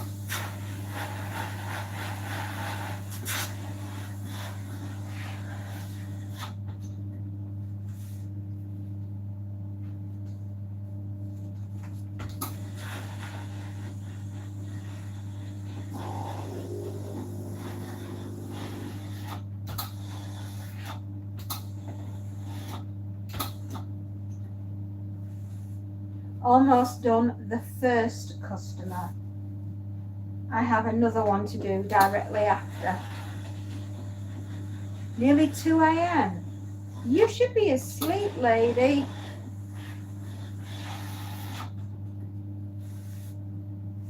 It's nearly 2 p.m. here. I should be done with this by 2 p.m.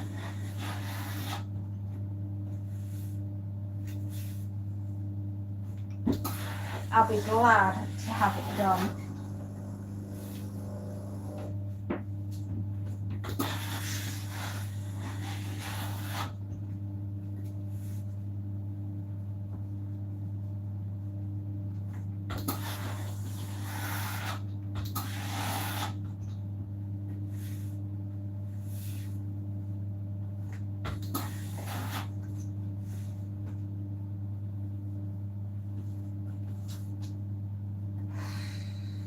You know, you just get to the point where you just think, oh.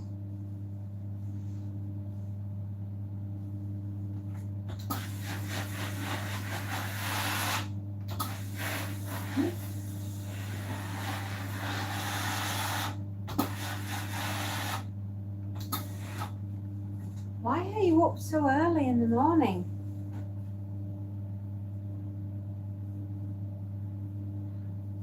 Two p.m. Nearly 2 p.m., not 2 a.m. Gosh, no. I won't be at 2 a.m. in the morning, no chance.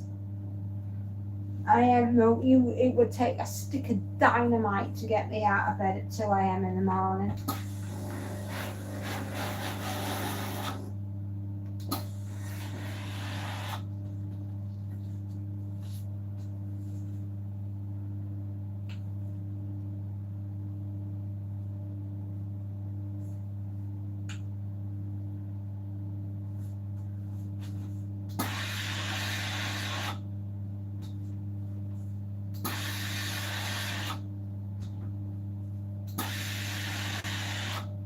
Oh, damn you to hell.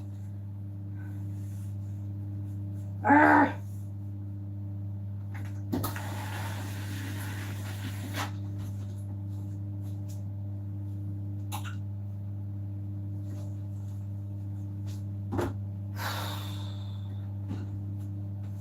I have had enough though.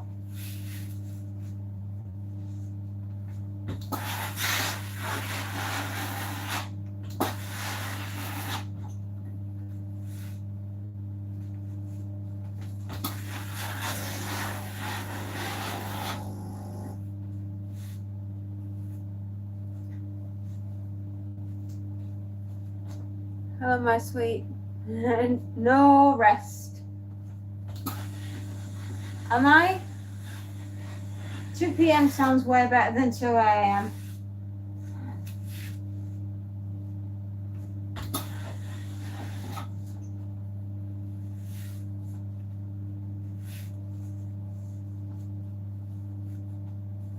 Huh. You're joking.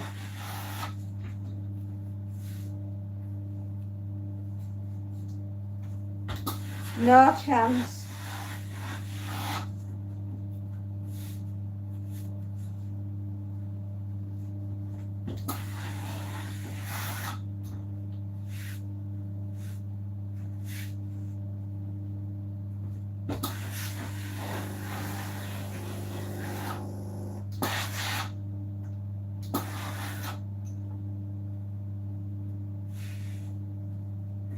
Hello, hello, hello. Right. Come on, girl. You can do this. Get the last of it done.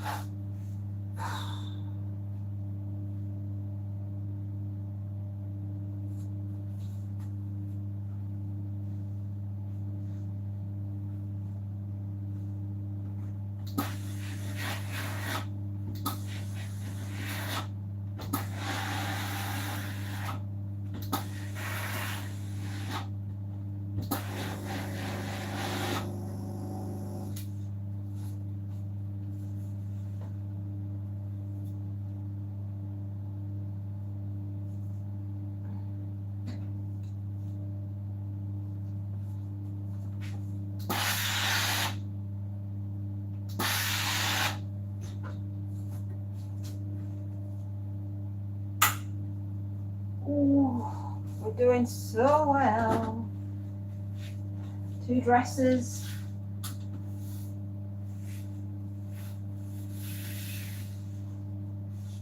Hello to everyone who's just said hello. If I seem a little distracted, it's because I am. I've got a job to do. And I need to make sure I get this right.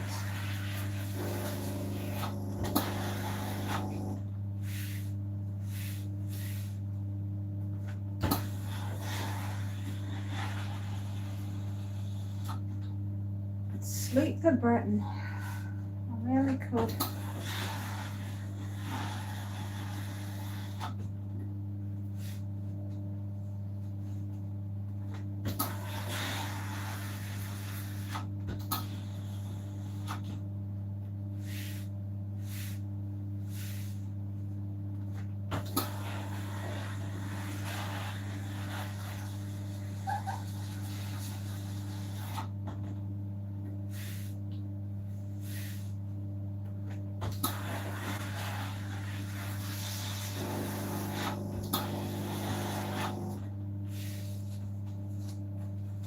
You look so effortlessly elegant doing that.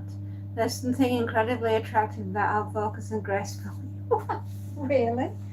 I never would have thought. I'm just trying to stay upright, son. That's all. I've got tremendous backache. I'm tired. Illusion, eh?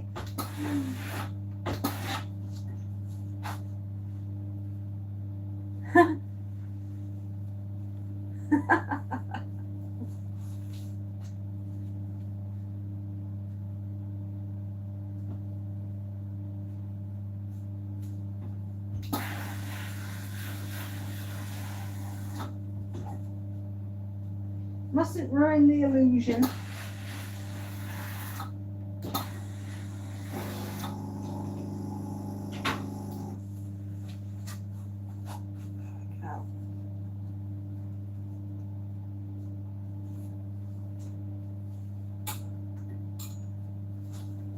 The last one.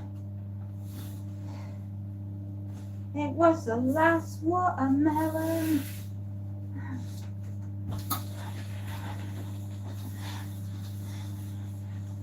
If you can all remember that song.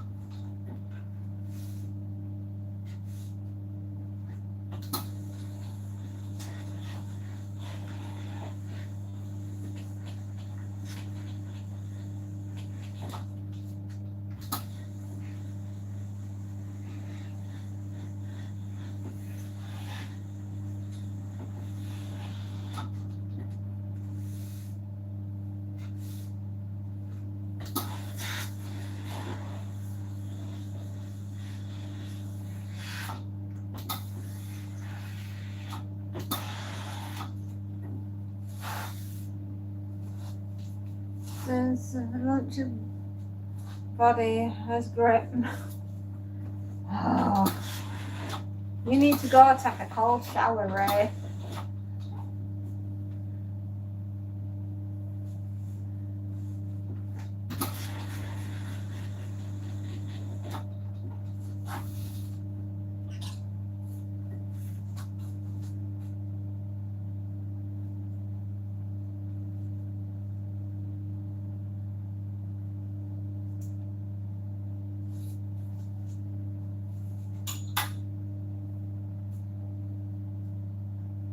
Oh.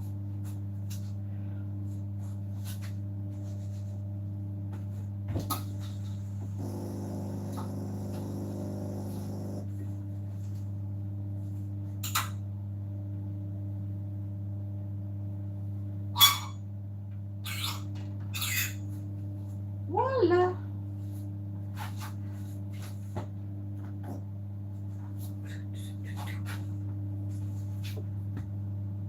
No, it's not mine. Yes, that's exactly why you should have one. Right, I have got to go onto here and work out where I need and what I need.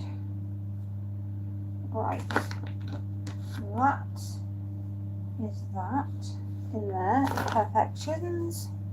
Right, 1, 2, 3,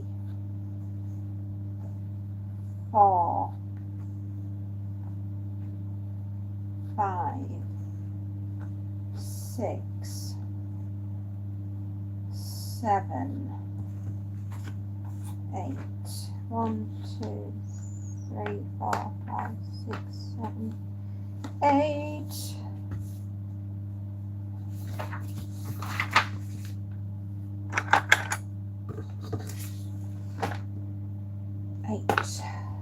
Right.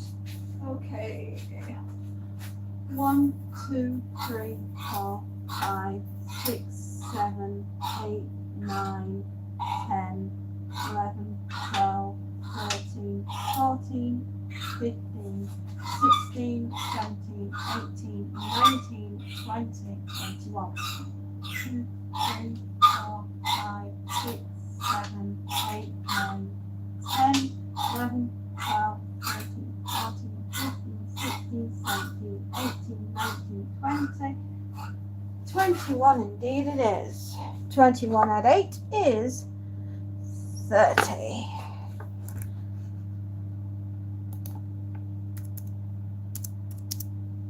Sorry, it is 29.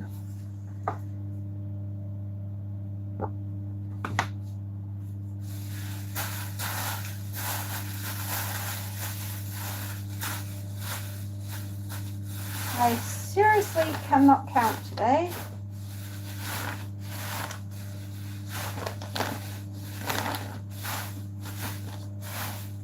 Go on, get on. Right.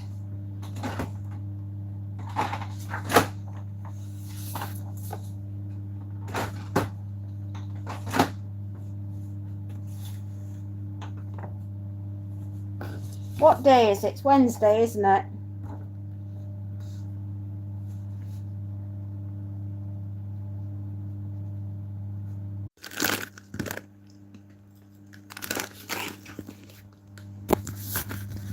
Well, sorry, we lost the flipping internet, but at least I've been able to get back on.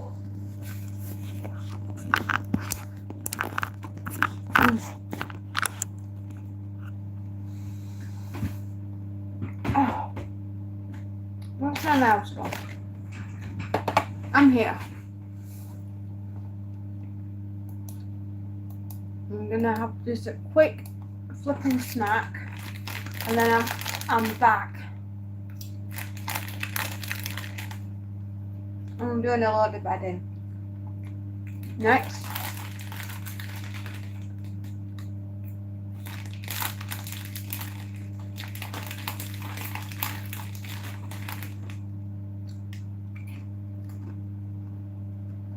Hmm.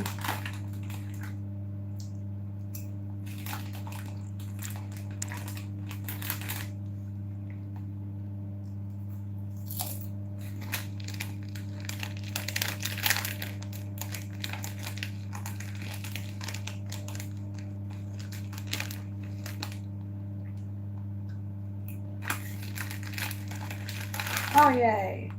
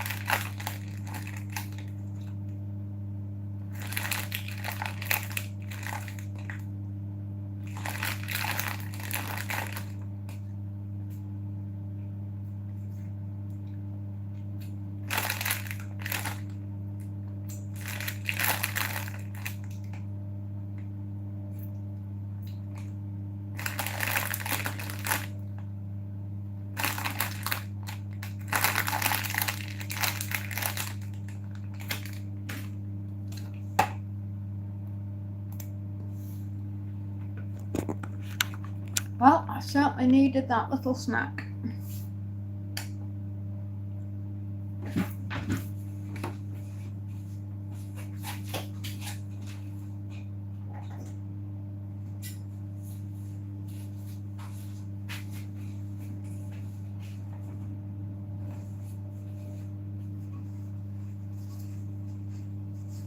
Hello, blanket.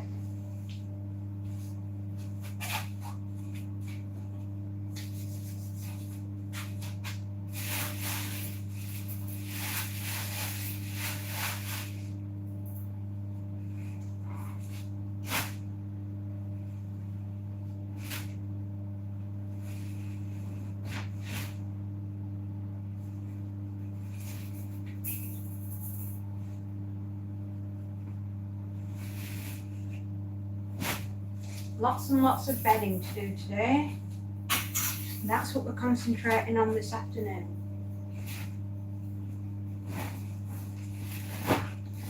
We're going to do some trousers as well, because that's what we does best.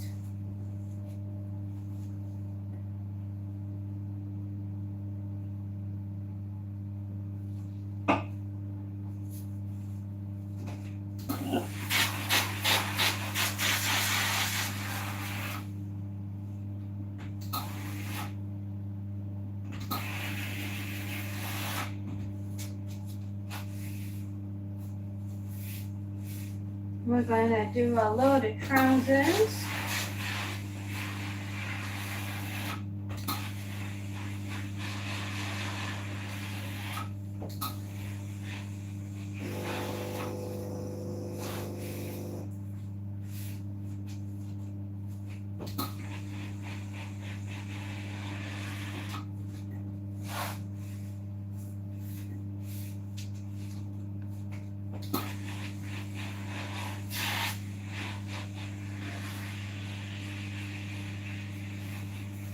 So, my darlings, this afternoon we've just got one more customer to sort, and then we're done. 2 hours, I'll be through this lot, and I'll be glad that it will be done.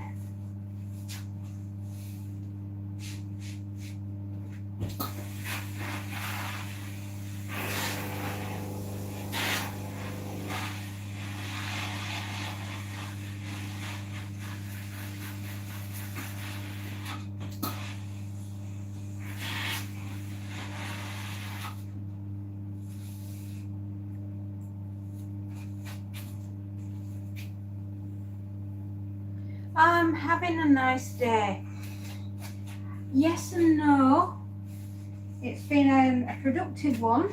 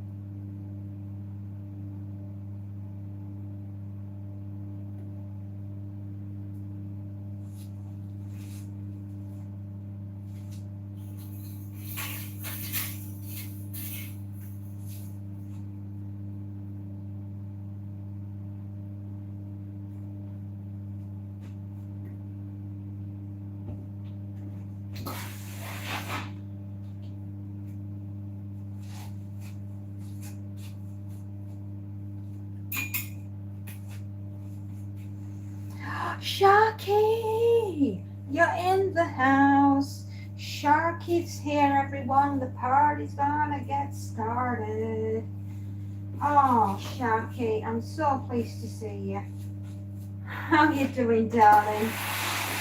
Are you having a good day? Is it still raining? We haven't had any rain yet. We've been told we're gonna have a thunderstorm, but we've had no rain. So good news. I'm absolutely fine, Sharky. A bit tired. I'm not gonna lie, I am tired. It's been 2 days of really, I've done so much work. It's been ridiculous how much ironing I've done.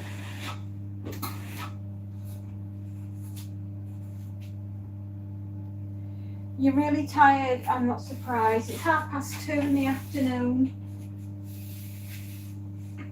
So it must be early where you are.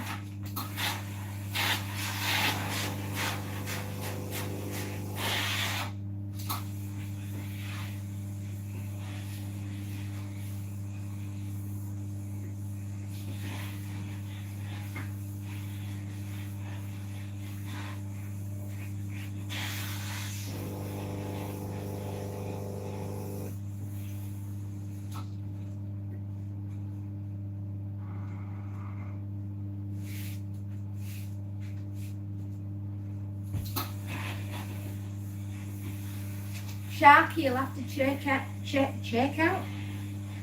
check out my new art that I've just recently done on my shorts videos.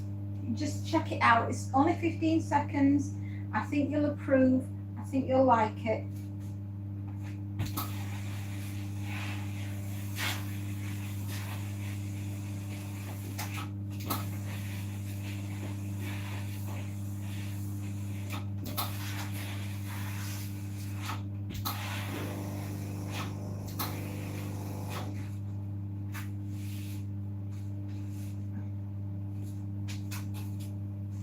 Oh, thank you. Oh, thank you so much, Sharky. I really appreciate that. Just getting a bit of feedback, knowing that I'm doing the right thing.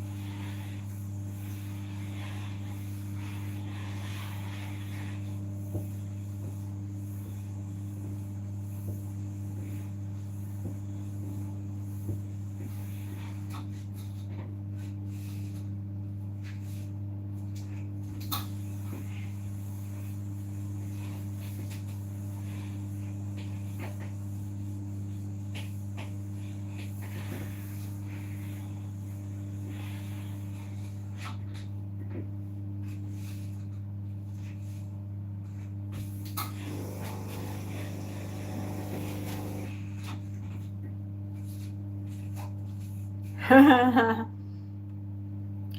thank you, Sharky. I hope you're feeling okay, darling. Wakey Wakey's slowly but steady wins the race. Give your gorgeous Ellie a big cuddle from me and tell her she's the bestest, goodest girl ever. Okay, sweetheart? Take care. And I will see you on here a bit later on when you're finally woken up. Wizard of Josh, good morning. Elsa, hello, my darling. I told you I had a second customer to do, and I had to. And then we lost the flipping internet, didn't we? Of all the things. We've got some dresses that need to get sorted, trousers that need to be done, and bedding. So much bedding.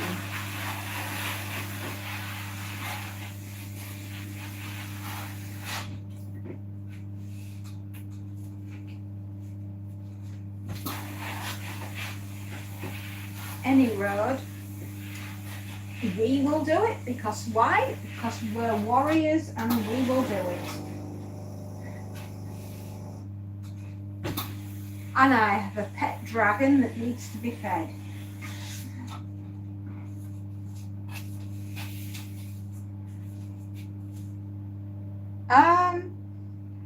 Do my, I don't know, they might do.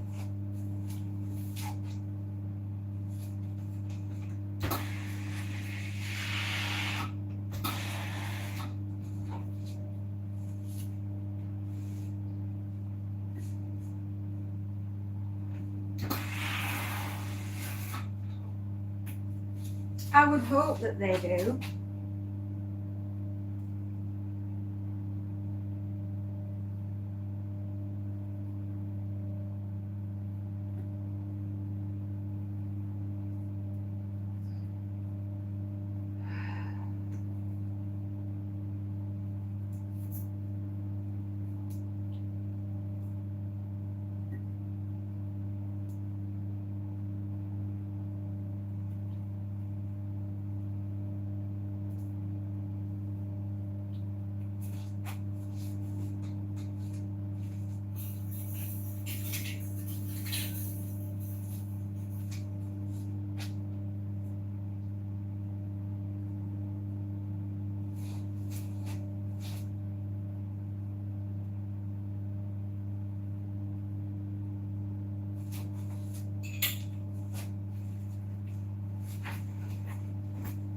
Another pair of trousers.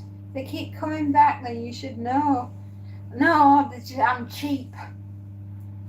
I'm a cheap alternative to having to stand and do it themselves.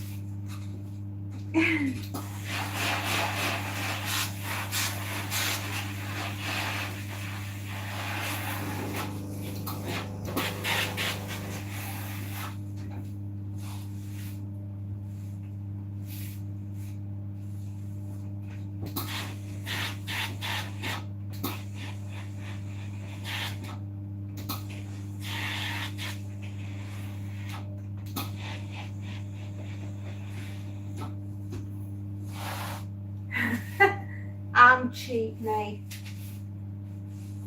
I am.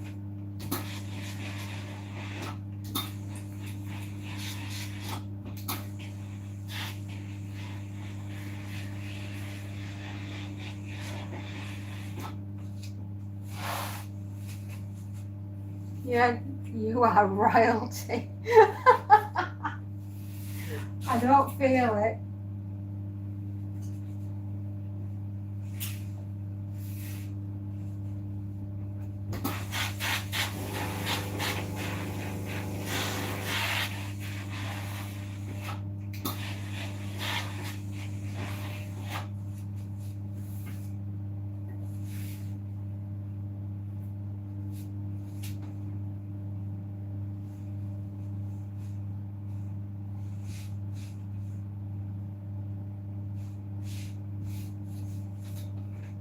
I'm glad I didn't lose this stream. You lot are hysterical this afternoon. Oh my goodness, you have made me laugh so much.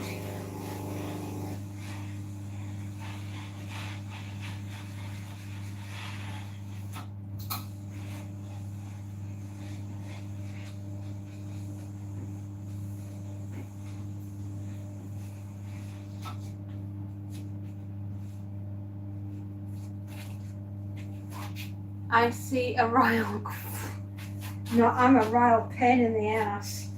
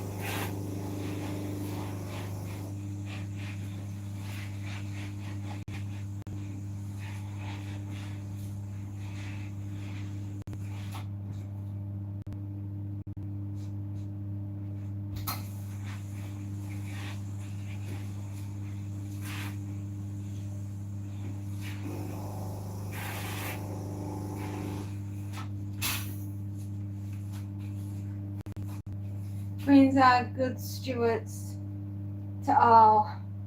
Well, then, my darling, you are my queen as well, because you have taken care of and love all of your children.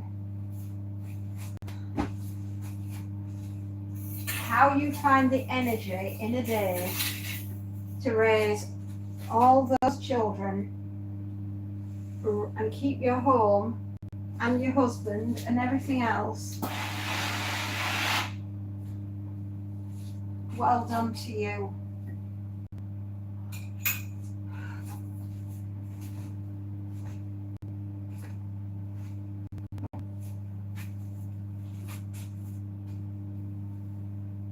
I'm proud of you. You're a good mother and a good wife.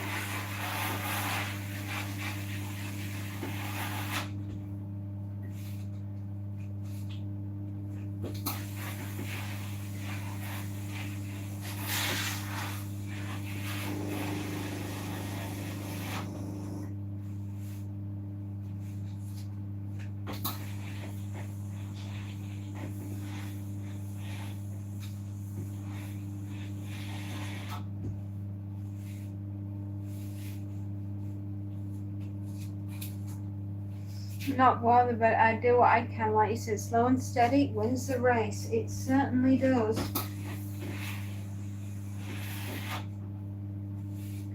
Do you know, I've often said that if we were actually paid what our going rate is actually worth, there wouldn't be enough money in the land to cover the jobs that the mother does. We're a counsellor, we're a cleaner, we're a cook, we're a personal driver, we're personal shoppers,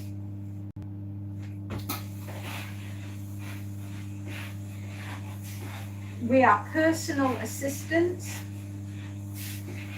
to all of our children. Blimey.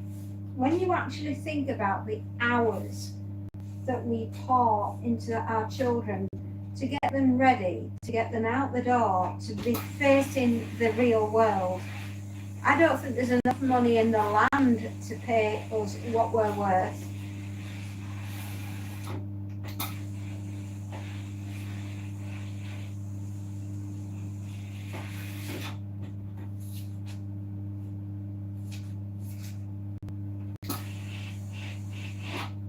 There is a very famous song about a little boy, and he wrote a letter to his mother. Mothers are every woman. Yes, they are.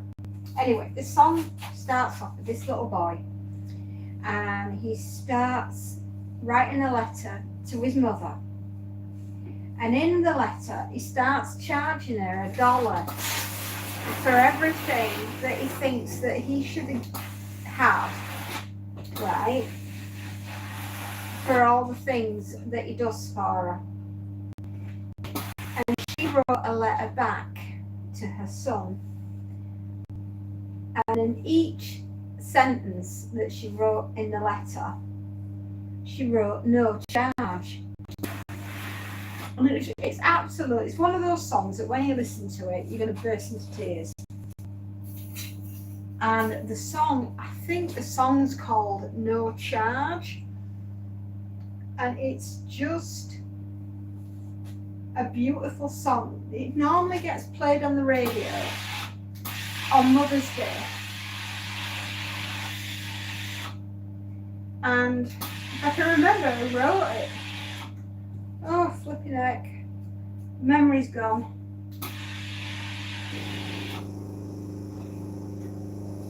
I'll have to Google it and see if I can find it.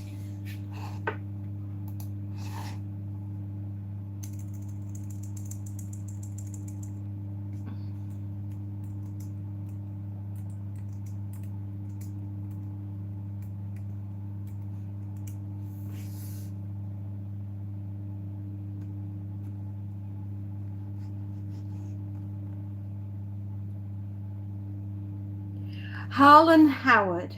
It was the first recorded by Melba Montgomery in 1974 and was the #1 hit in both the USA and the Canada, as well as making top 39 in the US pop charts. In the UK, the song is associated with J.J. Barrie, whose 1976 version was a #1 UK hit. The song lyrics describe the mother's love for her child and the sacrifices she makes for them. And it's called No Charge. And it's gorgeous.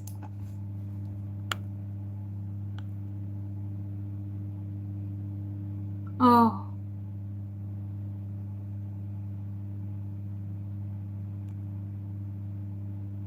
Okay. You know the song then? You know it? Yeah. It is a beautiful, beautiful song.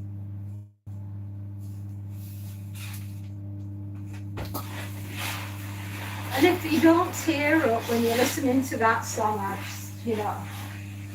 just, it's just guaranteed to make you start crying.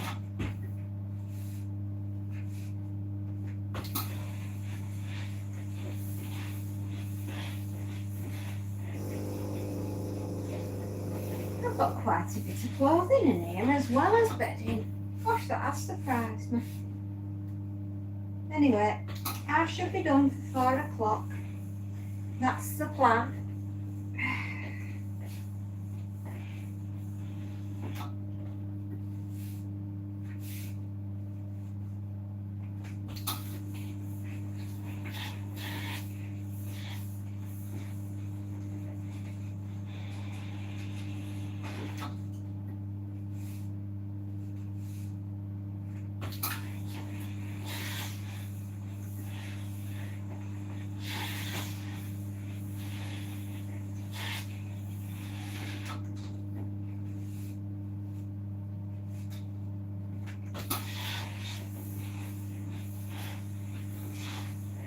Can't complain, eh, guys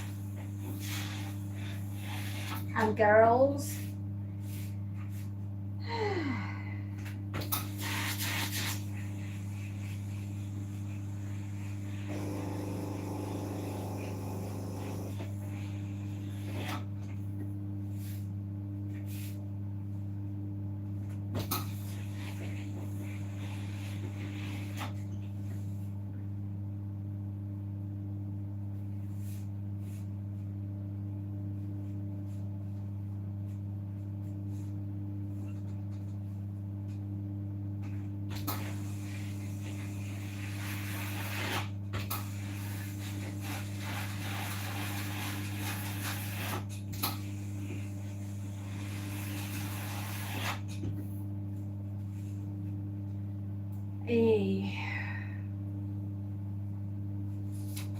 I'll be right glad when I've got through everything.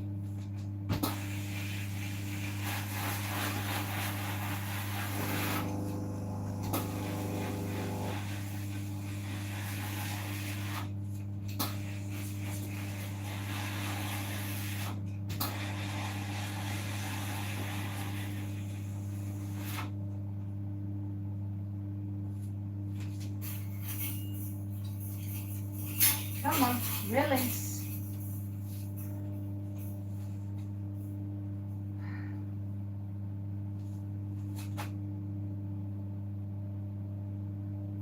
I have a sneaky feeling that the laundry has just stopped.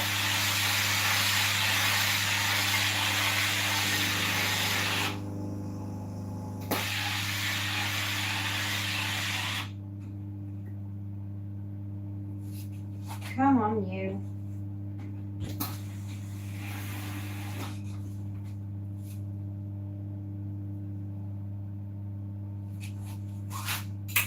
Right.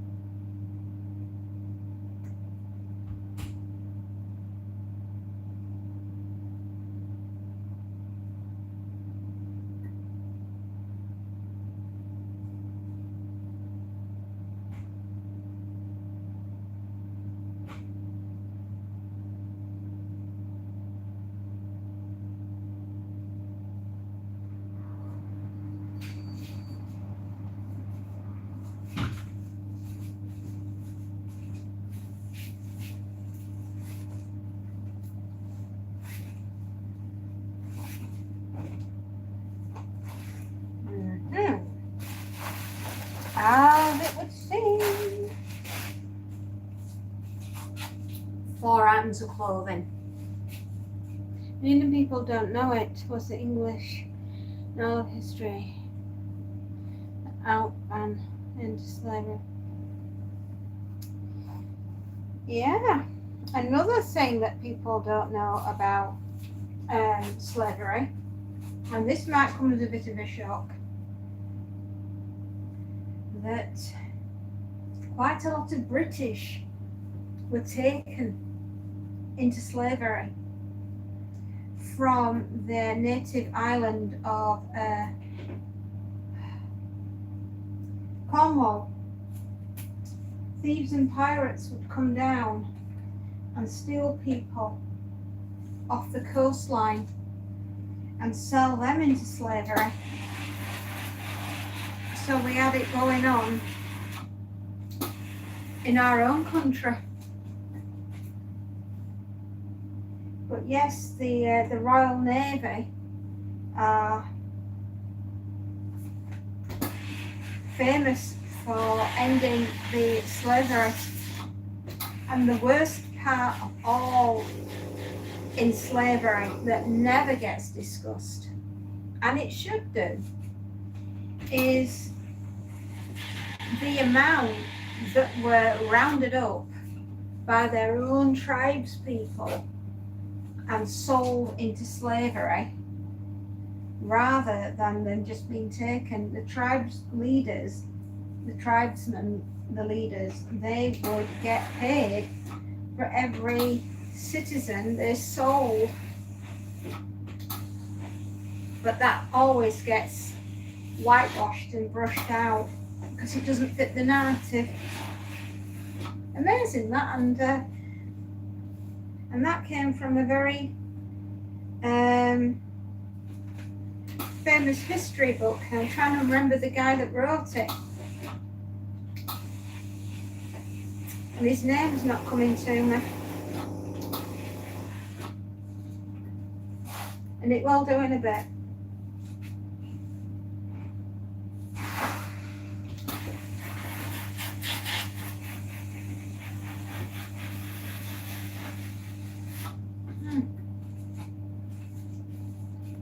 Sanderson sisters. Oh, fab.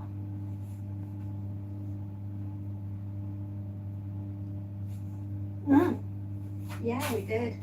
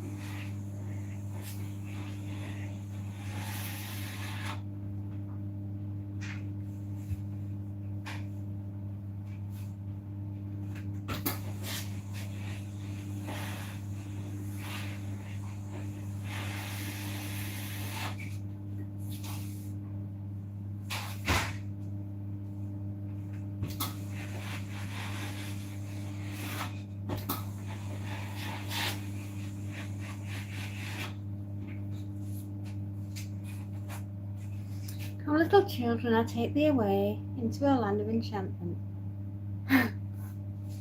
Oh, yes.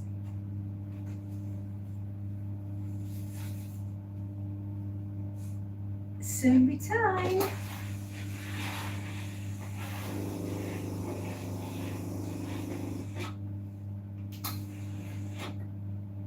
Oh, Halloween. We love Halloween. Oh, how we love Halloween.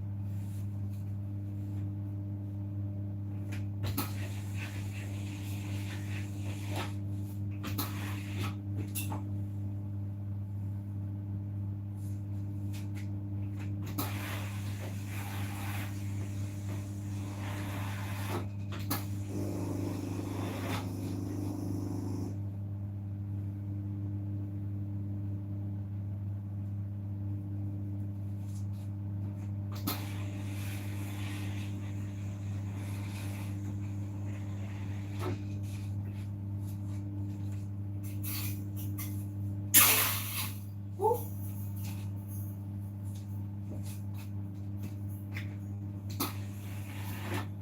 Well, that one went off like a bow and arrow.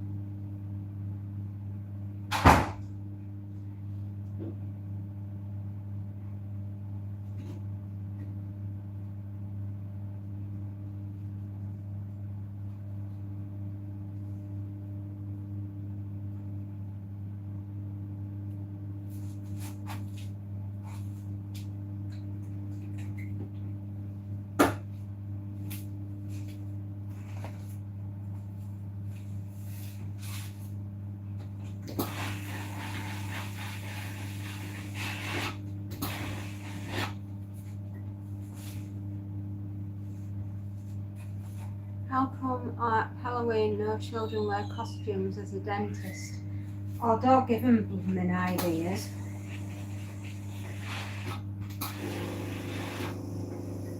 But you're thinking of that film with Corbin Bernsen from the early 1990s. I think I was about 21 when it came out. It was called The Dentist. And it was about a psychotic serial killer dentist that went around killing all of his patients.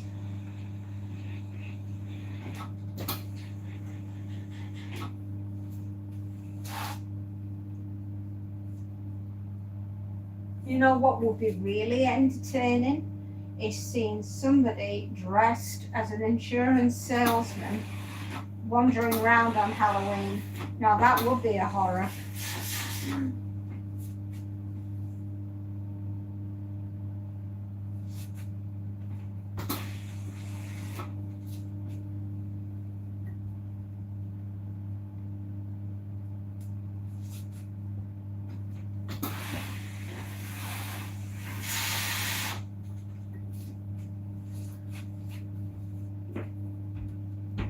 Do you know, it could have been. We'd have to call him the Cavity Finder General. He knows when you've been naughty. He knows when you've been eating sweets because you all got rotten teeth. He'll get you when you sleep. There you go. There's his song.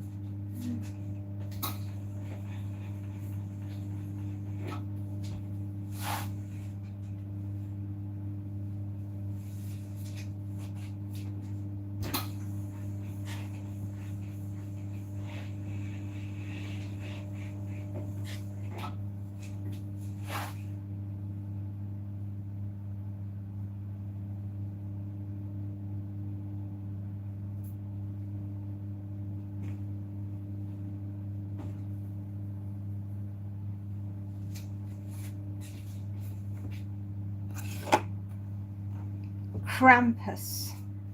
Yeah, he's quite scary.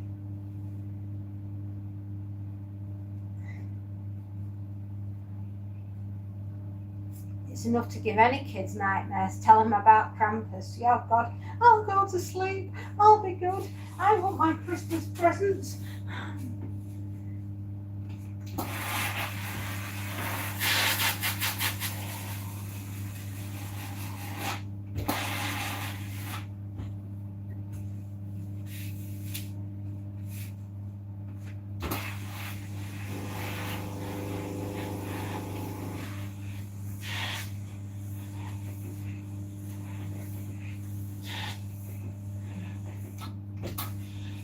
Anyway, I still think you should throw them in the river if they don't go to bed. They'll only ever do it once.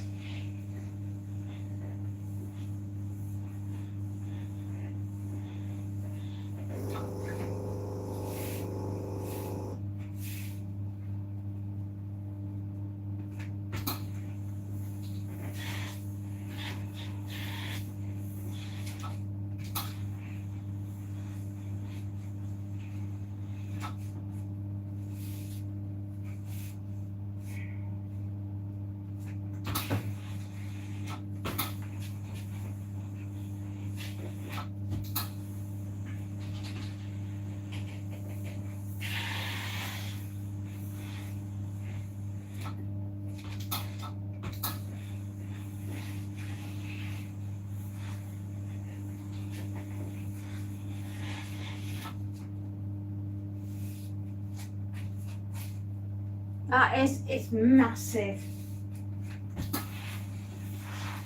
Her husband's a big guy. This is an 18-inch collar.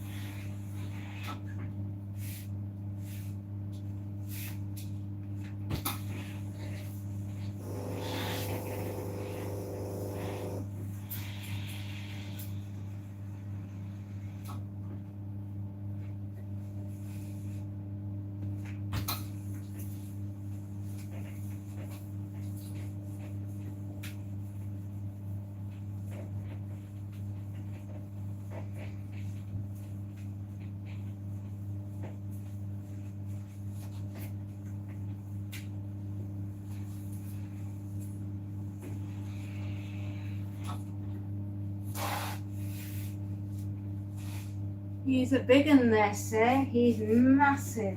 He's a rugby player. And you know how broad they are. Plus he's a doctor. Would you believe? An obstetrics doctor. Gynae and obstetrics. When those babies get fired out, I'm not joking, he don't need a catcher's mitt, he just needs his hands. He's a massive guy.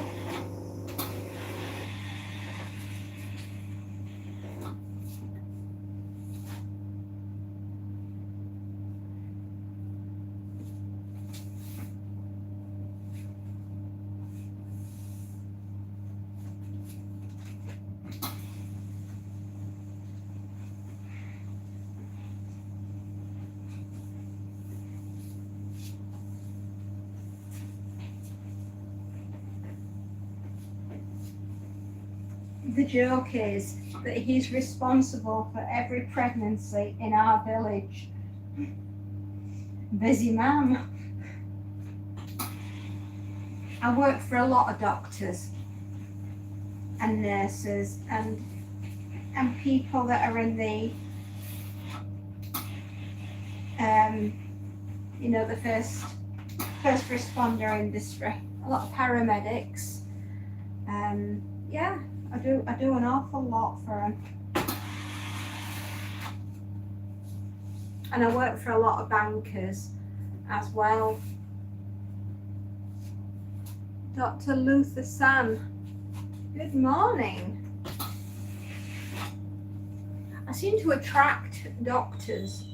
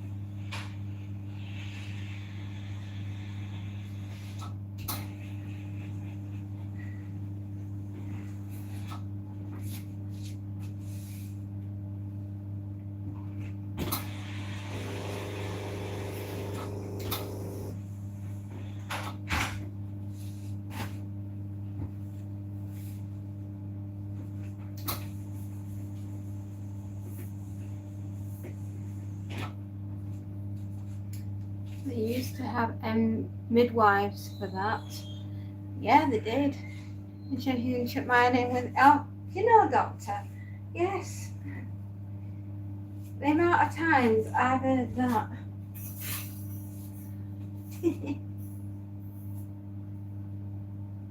All it takes is patience, and you'll get through your ironing.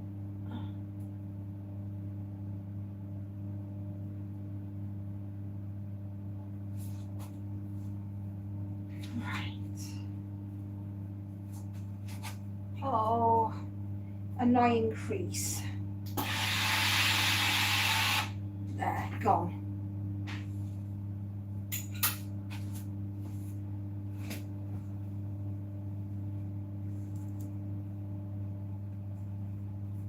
If I had a pound coin for every time somebody said, can I throw my ironing in with yours?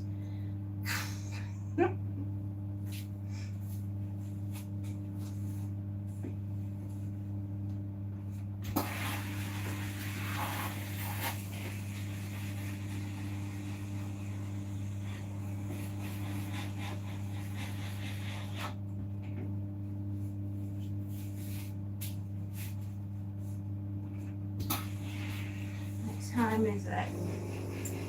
It's 3:01. 1 more hour. Oh, that'd be nice. 1 more hour and I'll be through this lot. Oh yes, please. I'm really, oh, I do want that. Back in a moment.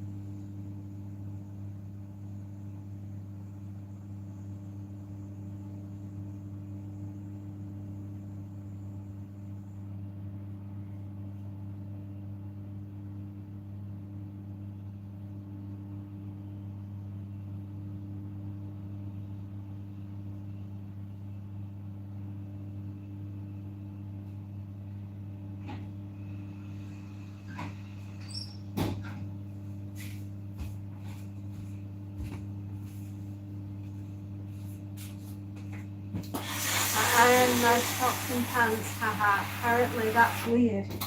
No, I think it's perfectly normal.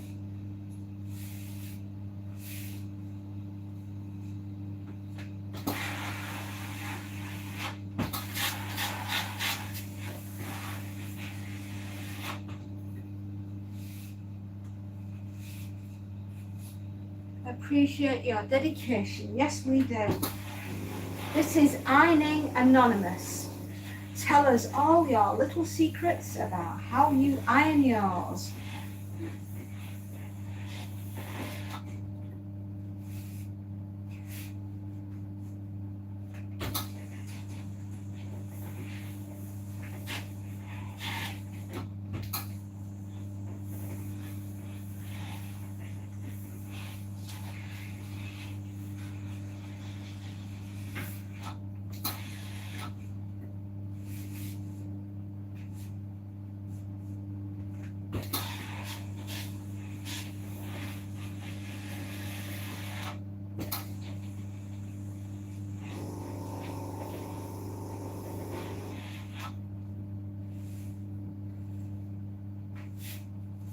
Oh yeah. Oh my goodness, 11 thumbs ups. Goodness me, that's amazing. That's the most we've done in ages.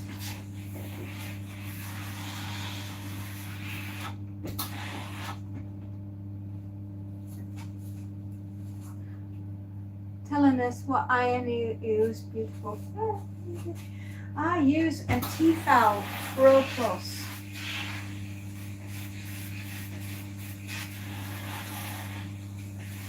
Which is a French, I think it's a French company, Tefal. I think.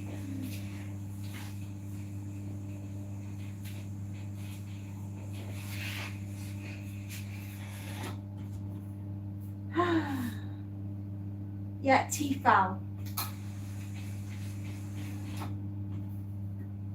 Pro Express Care. My language.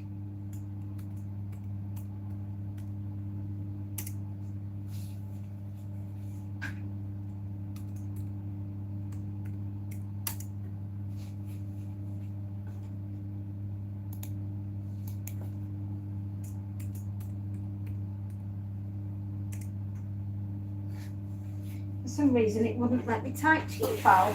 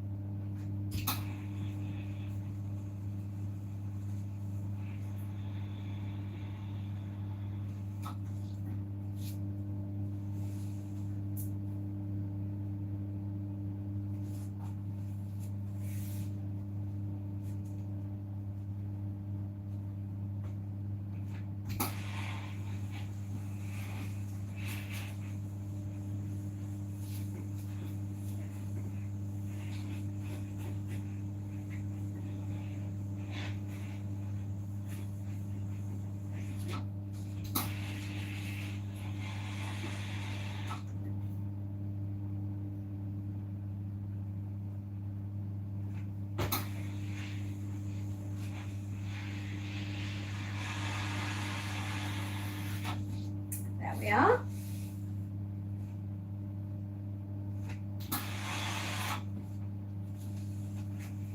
Thank you. I should be pressing my husband's clothing. I'm such a slacker.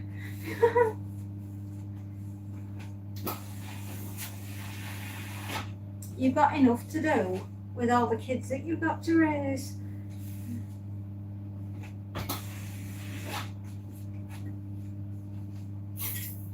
Right.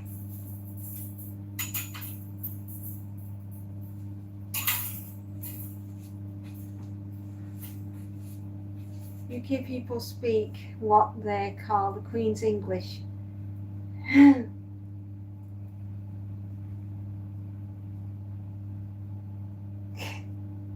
Well, sometimes one does. Not all the time.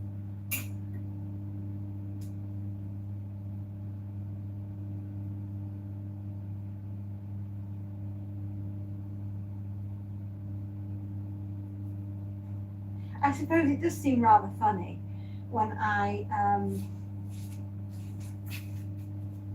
repeat what I'm reading, especially when they're not my normal words.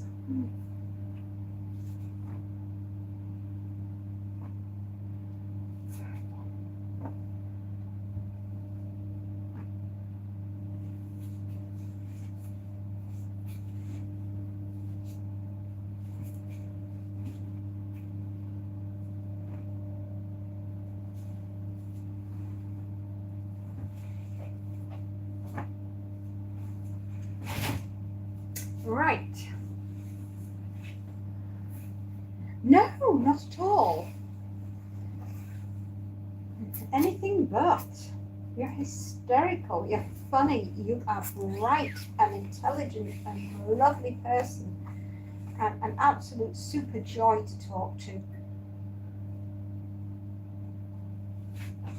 I bet I sound weird.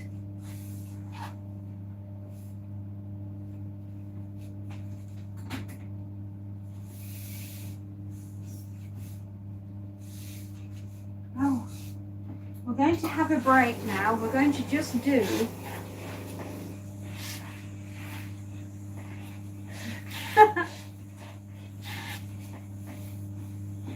well, one does try. We're just going to have a bit of a break now from handling loads and loads of clothing like I have done these last few days. I get to iron bed sheets, and I have 4 of these to do.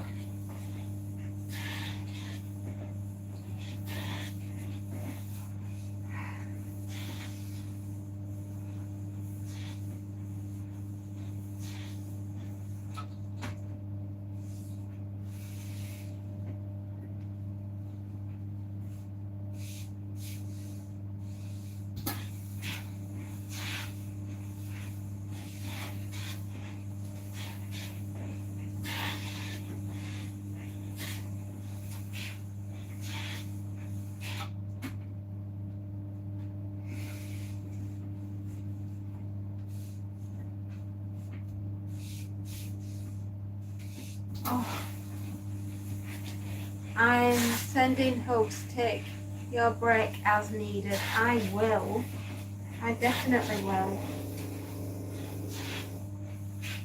I've just got 4 of these to do, and then about 15 pillowcases. I think. Maybe 20 pillowcases, something like that.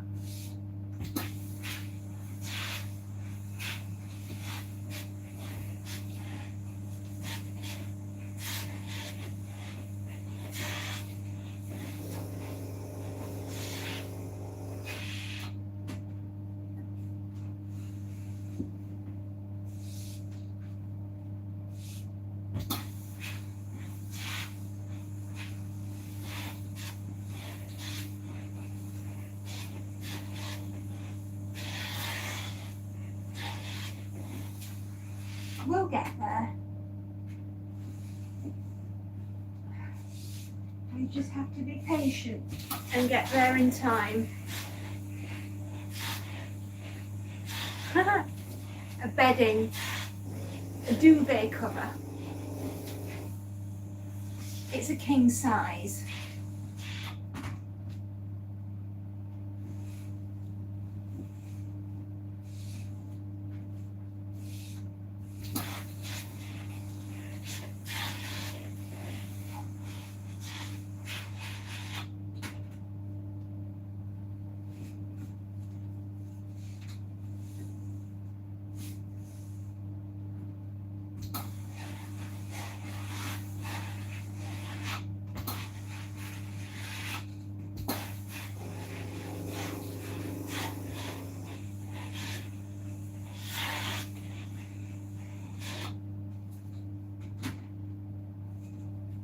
bedding, yeah.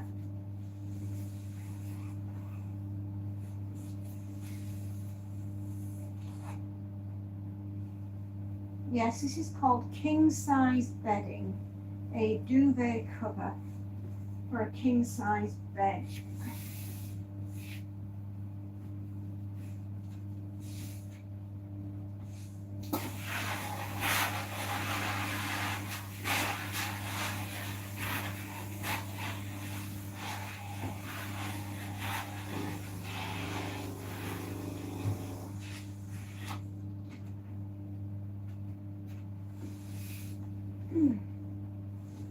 And it's very hard on the arms, especially as I've hurt my shoulder.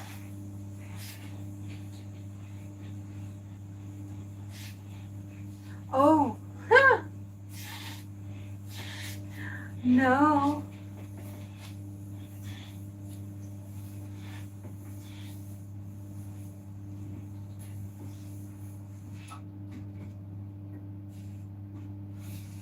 Oh.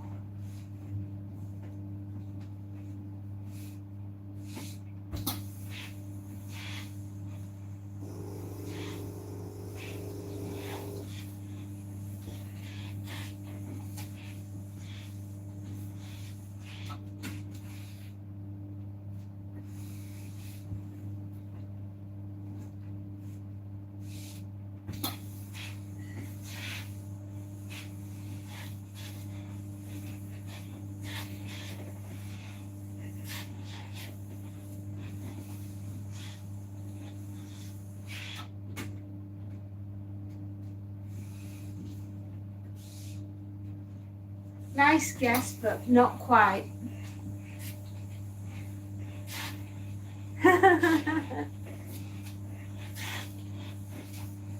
My name is Fairy.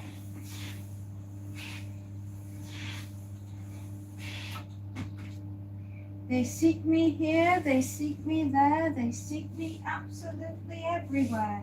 So I'm their pants and I'm their socks.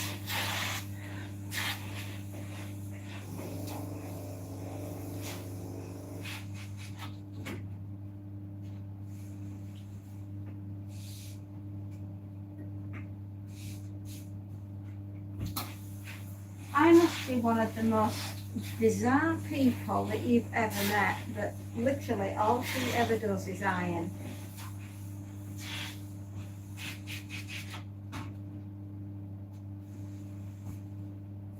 I do other things, but I just don't do those other things in public. I don't mind putting my name out there because I'm not a content creator, so I understand. Thank you. If they found out my name, then they'd find out where I lived, and then, well, life would be difficult. It wouldn't be impossible, but it would be difficult.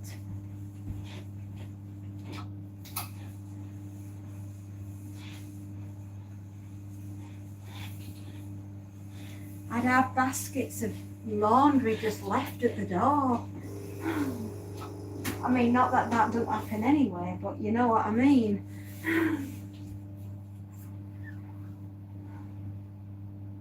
You know, instead of sending me bunches of flowers, I get bunches of socks. And cheeky messages of, please iron my smalls.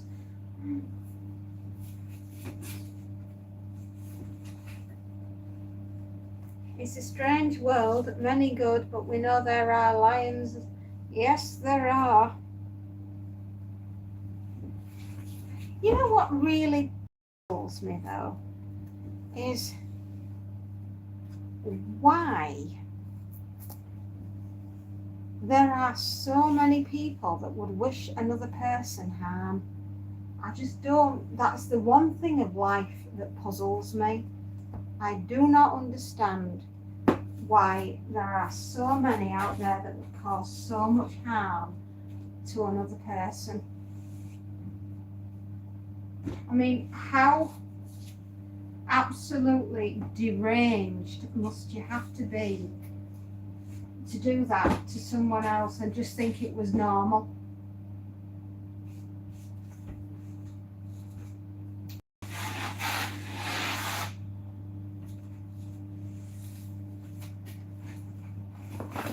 I wonder how Mrs. Space Nut's getting on. Gosh, I hope she's alright.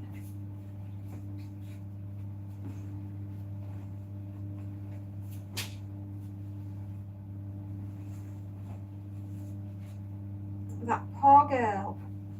Imagine having a wisdom tooth removed. Oh.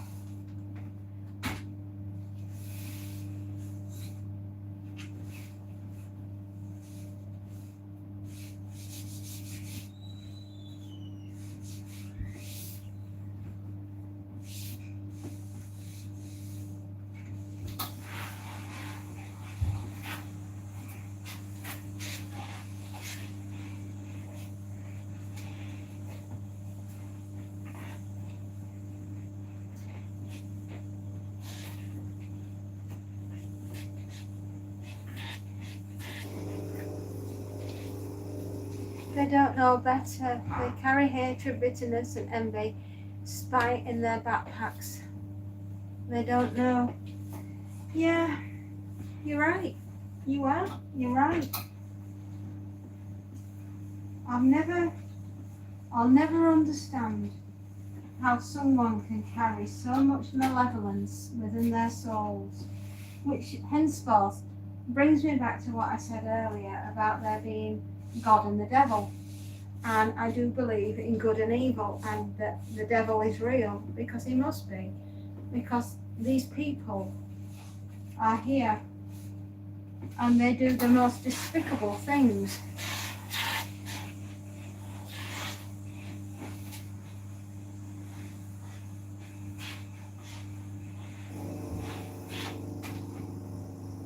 And I can only put it down to they must be possessed by demons, because there's no other explanation really as to why something like that would happen.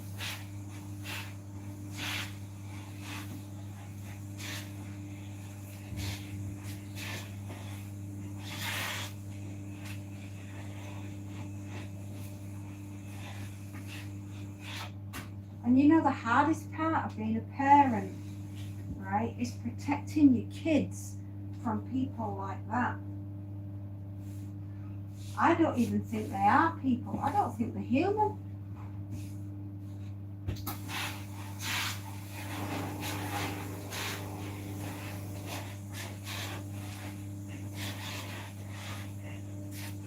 It makes them feel strong to be mean and hateful. They don't know it makes them weaker.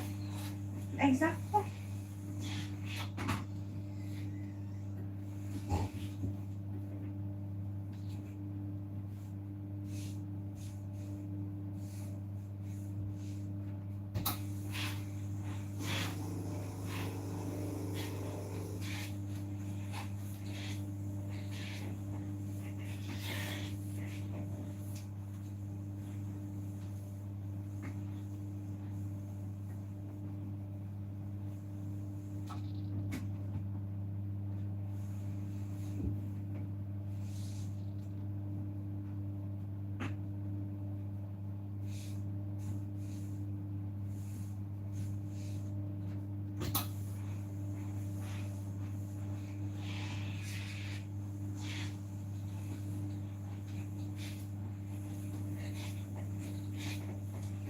The worst ones for me,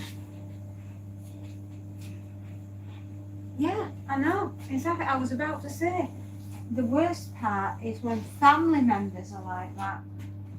I mean, you know,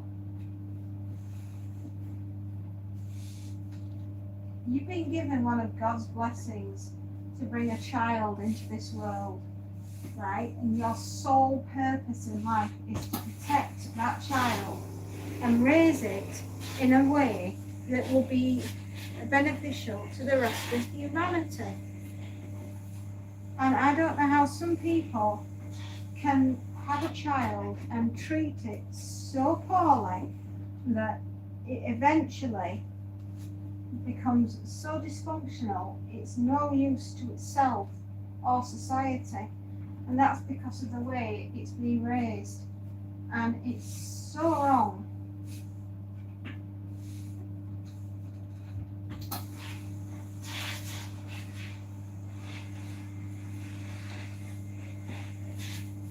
I just don't know.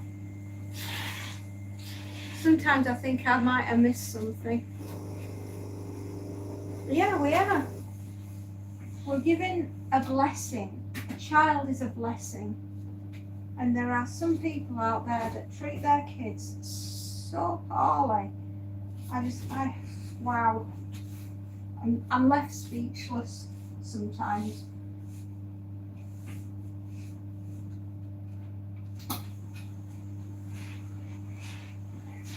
Which is henceforth why I do believe that there is the God and the devil in the world. And the God and the devil are in a perpetual battle for the possession of your soul.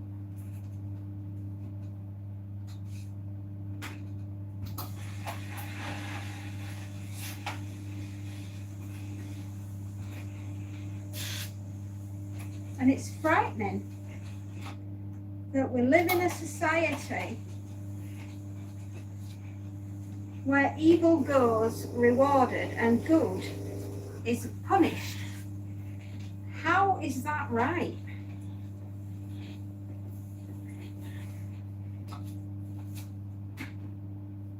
And I, for one, will never understand it. I don't think I'm capable of a malicious, evil thing. I'm just not that way. And yet I have members of my family that are borderline sadistic, evil beasts.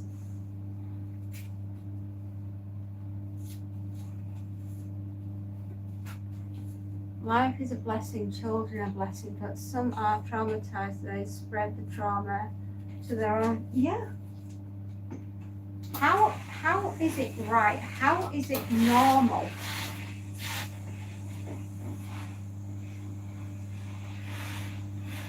Which is probably why I read so many horror books, because I'm trying to understand it.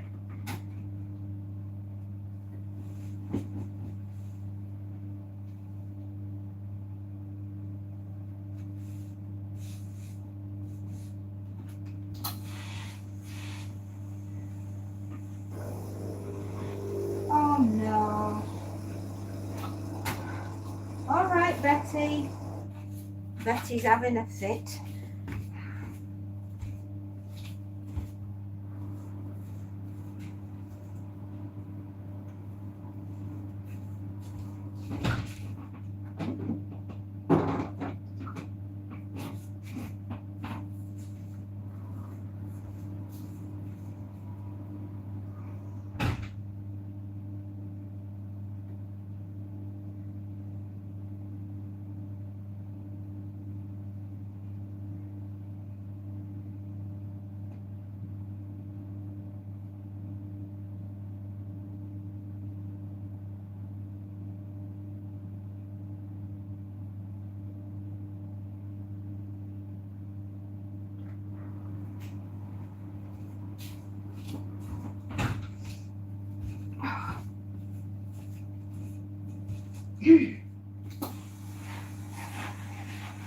You know, I had a monster of a stepfather, a monster, who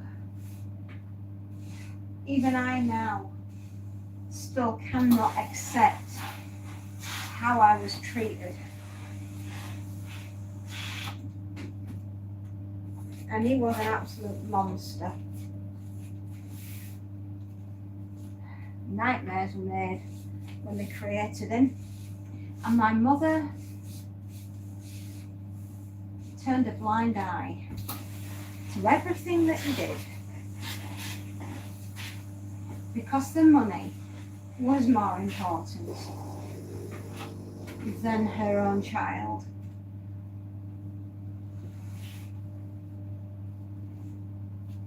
And I have to live every single day. Remembering that.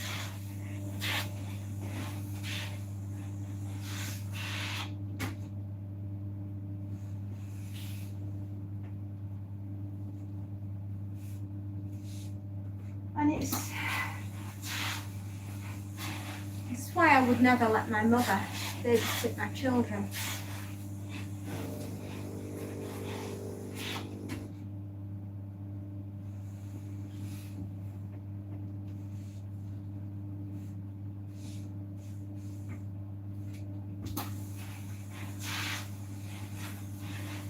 I mean, my stepfather's been dead 19 years, but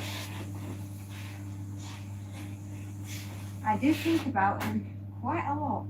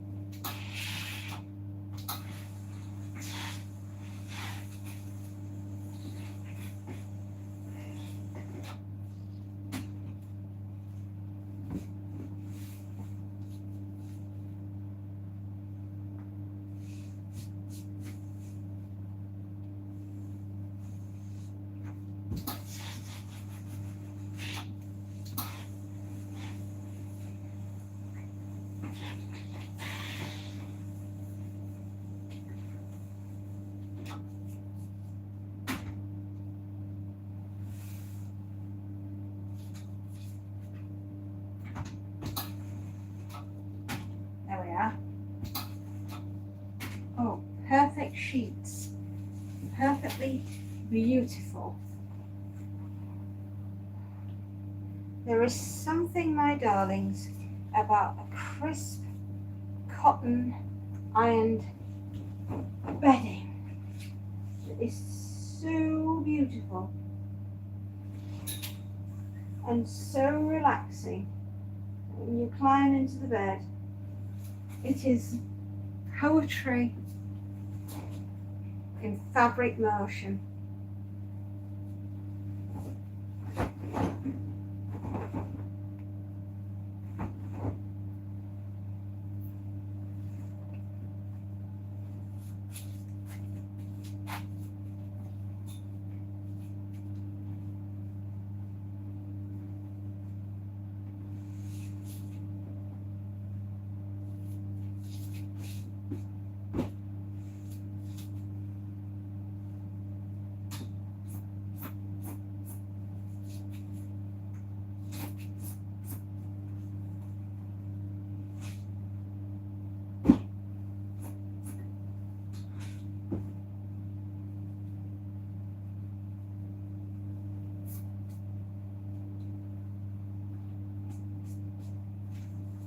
That's two beautiful king-size beddings.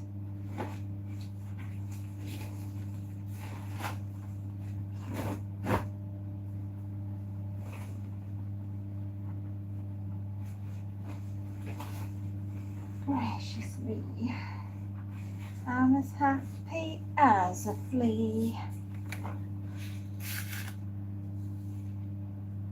2 king duvet covers, 2 double duvet covers.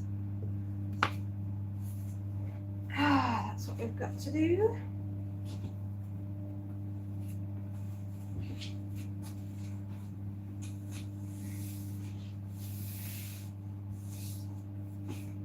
And then we've got pillowcases after this. And then, my darlings, I am done.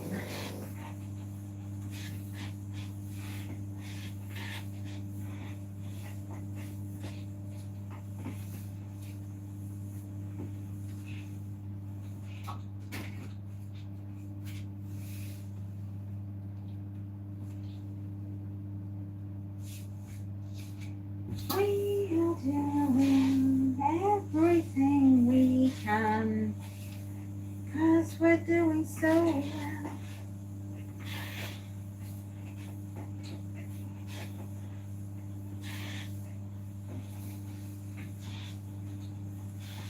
I'd like to thank you all, my darlings. Really, you've been so lovely today.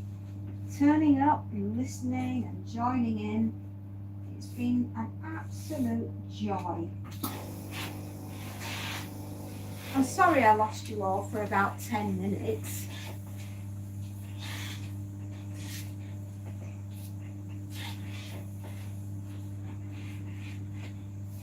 Oh, bless you too.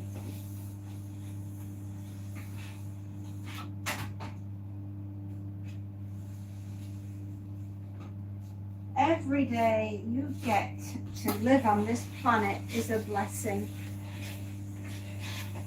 You should make each day count.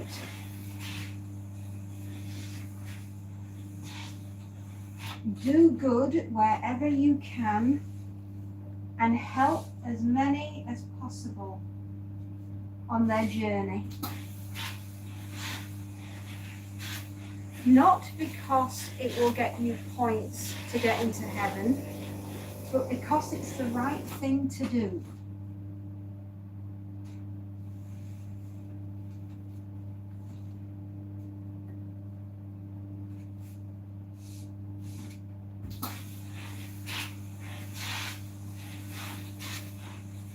And Bill and Ted have often said, be excellent to each other.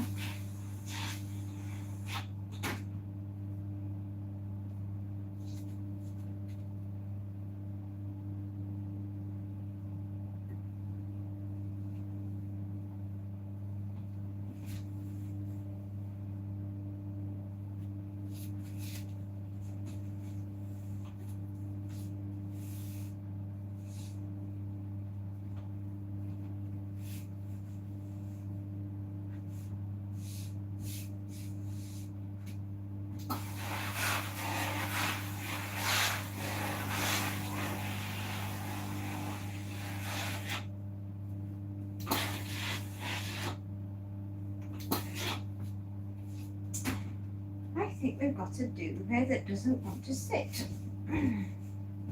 It will sit. It has no choice.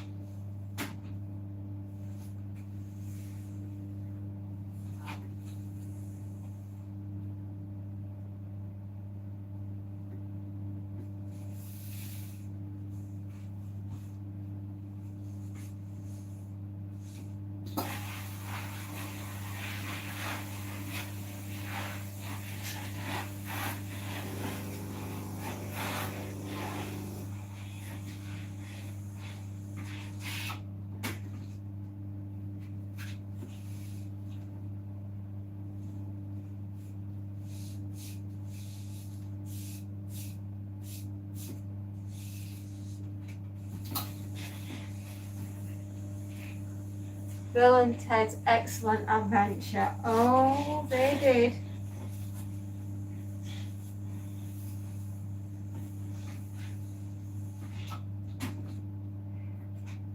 And the name of their rock group was Wild Stallions.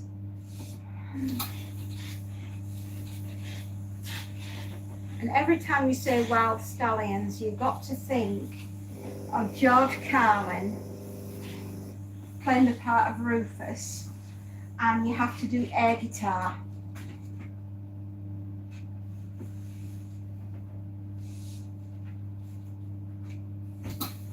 I let my girls watch the movie of Bill and Ted's Excellent Adventure, and when the third instalment comes out of them being middle-aged men, I just honestly, I take my money, I am going to go see that film.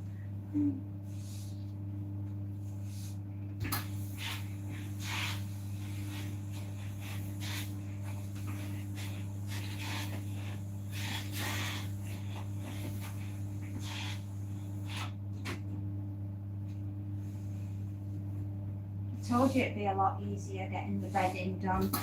It's just like laying a flat sheet, it's so easy, isn't it?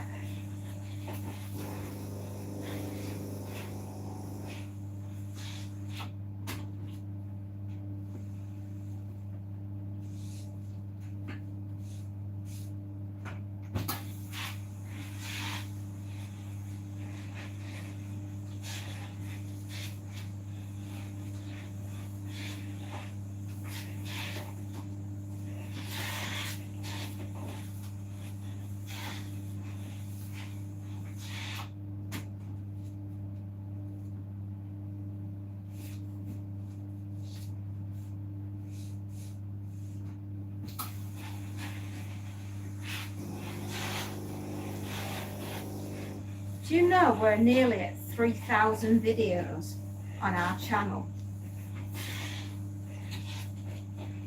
3,000 videos, just that is a lot of videos.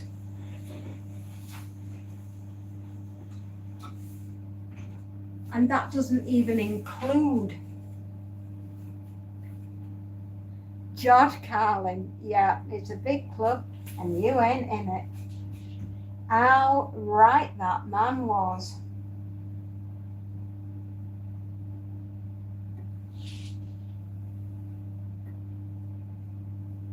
But then, as Groucho Marx once said, and I quote, "I would not want to be a member of any club that would have me as a member."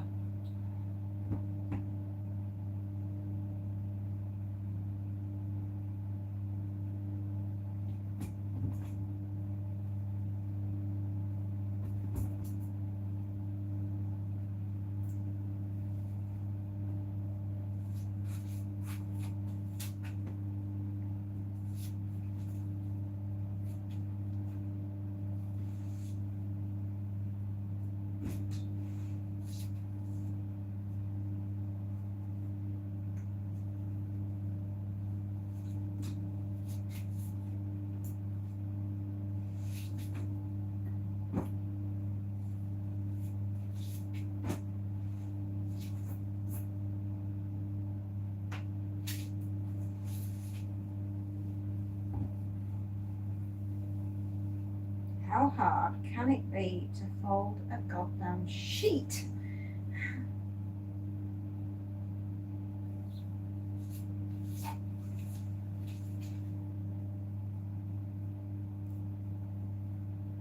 Yeah.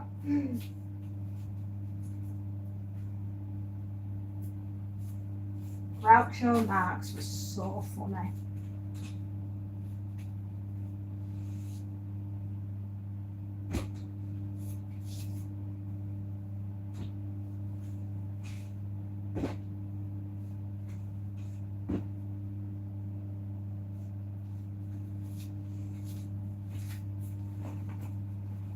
Right.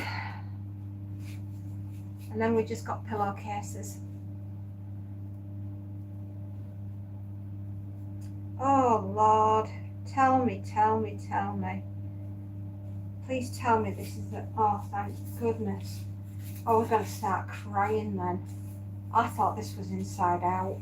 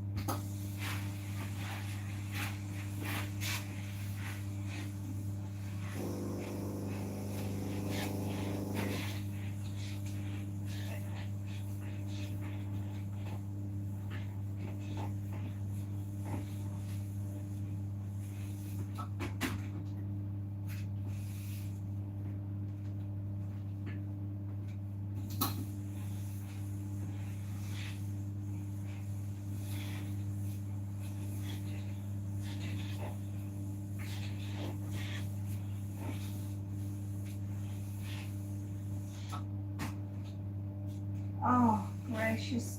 Another half an hour and we will be through. Oh.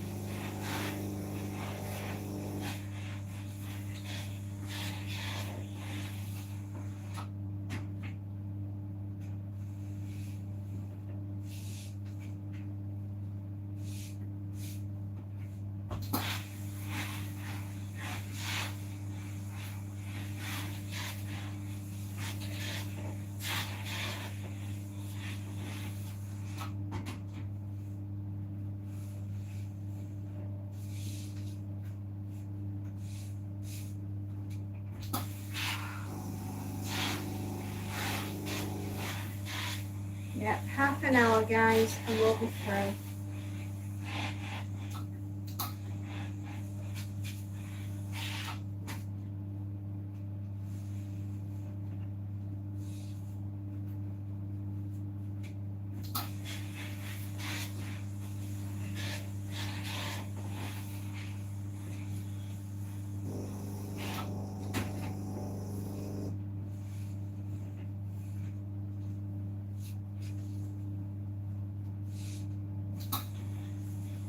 And I'm praying for Mrs. Space Nut that she's going to be all right. And I hope she's okay, bless her.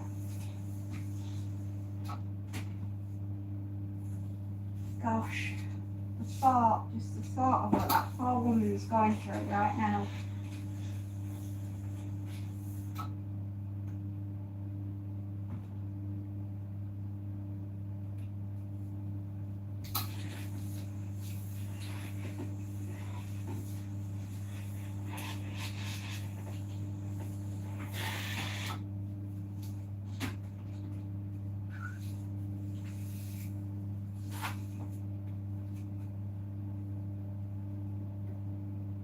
Oh, for the love of everything.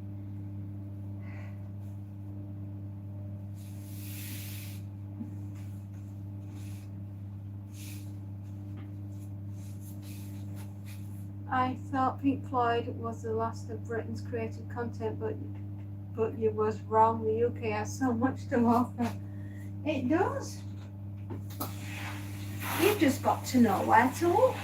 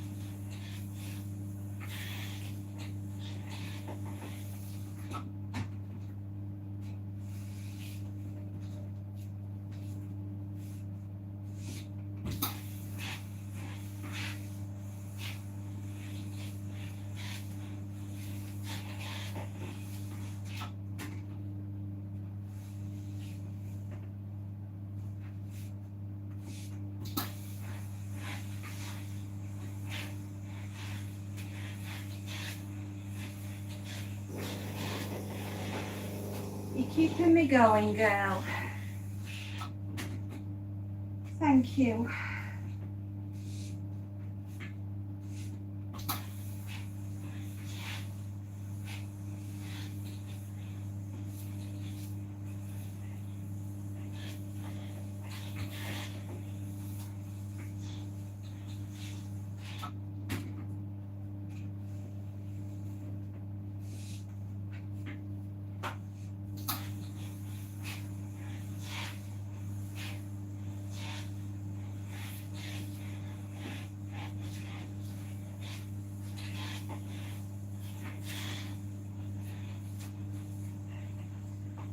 he could have been. Us Brits do tend to get around a bit.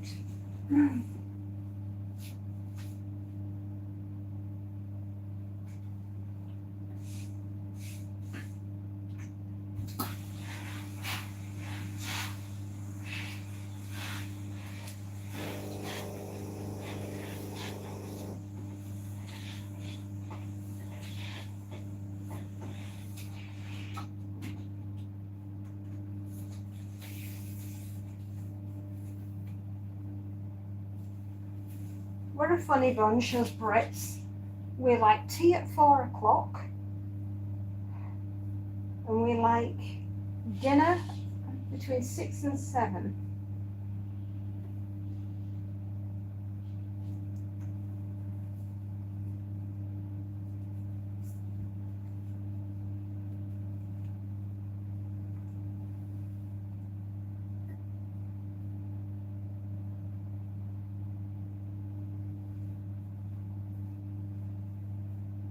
That's the one thing about British people. Good day. Hello, Grey Wolf. It's the one thing about British women that you can always count on. We are dependable. We are sturdy, dependable women.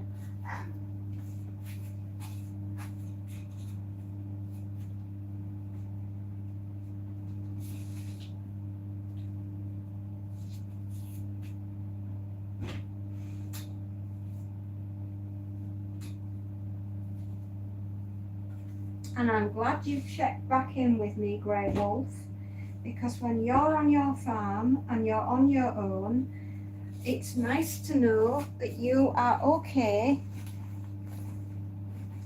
and safe.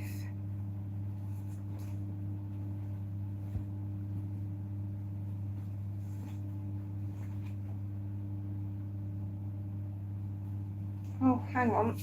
Let's do this the other way around.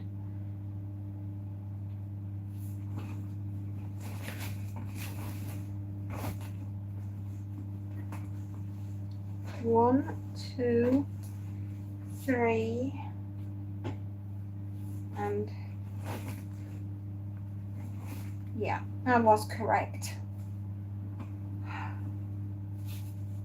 Oh, and I appreciate you too, my dear. I just like to know that you are safe.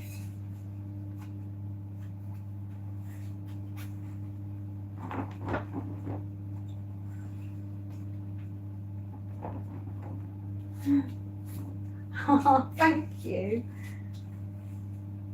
Thank you, Elsa. Thank you. Thank you so much. We have brought efficiency to the world through bureaucracy, I think.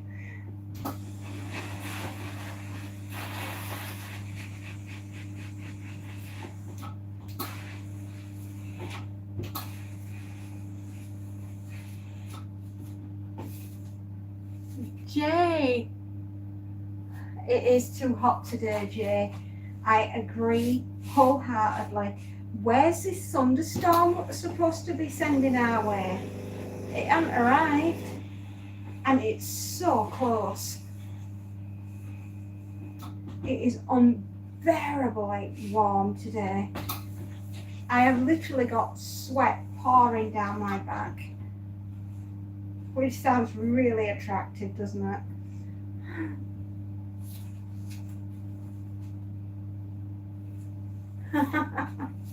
Yeah, the properness of English is unmatched, and I'm just saying I'm sweating like a bull here. We never get thunderstorms. Well, we do here. And we've been promised, I want my thunderstorm. I've been promised a thunderstorm, and I'm having my thunderstorm. There.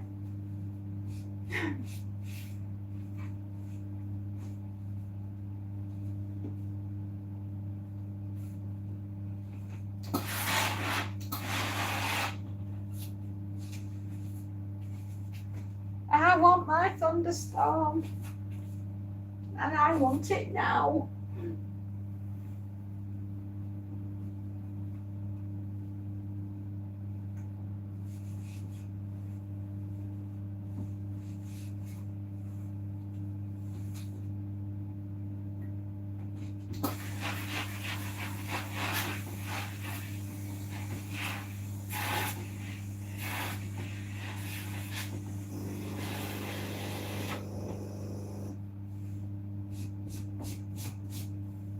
Some of these pillowcases are harder to iron than others. Right, fiddly little things today.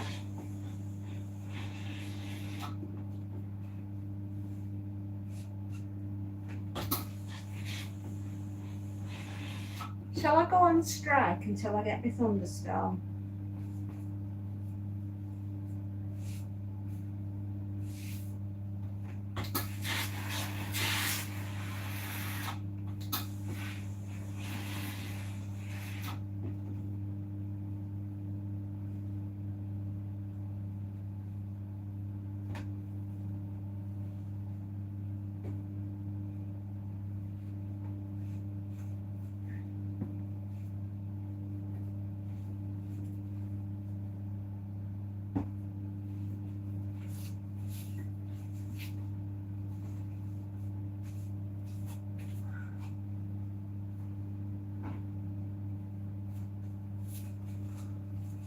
Ha ha ha, something atmospheric about thunderstorms. You can pretend you're in a thriller novel. Yes, you can. I mean, Dean Koontz, James Herbert, Stephen King, Sean Hudson, John Saul, to name a few, have tended to start some of their novels with, "It was a dark and stormy night."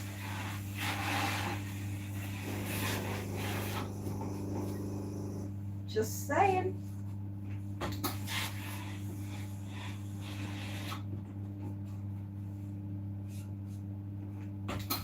Mind you, it doesn't sound right when you say it with a Yorkshire accent. It were a dark and stormy night, like.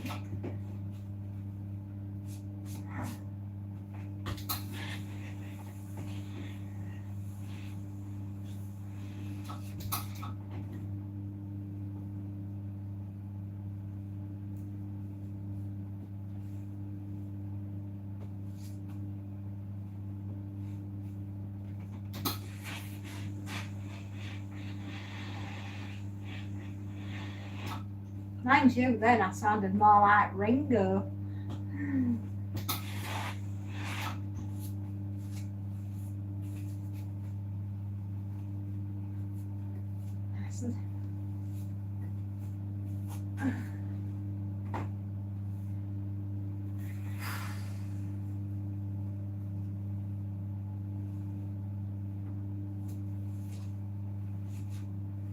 Just a small pile of pillowcases.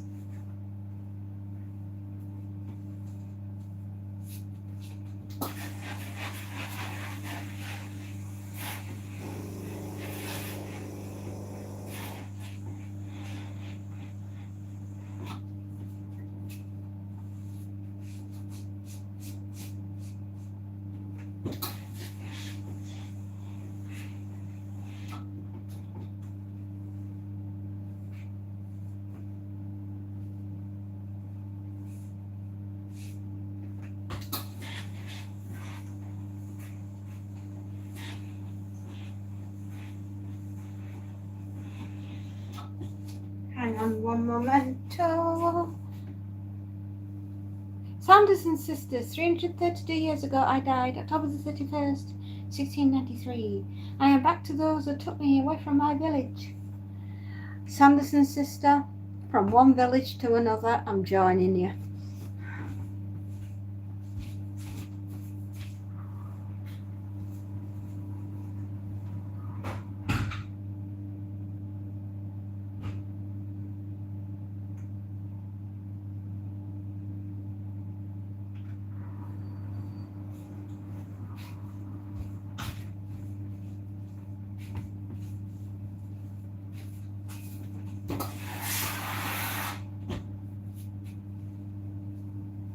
To everyone who is here right now, thank you so much.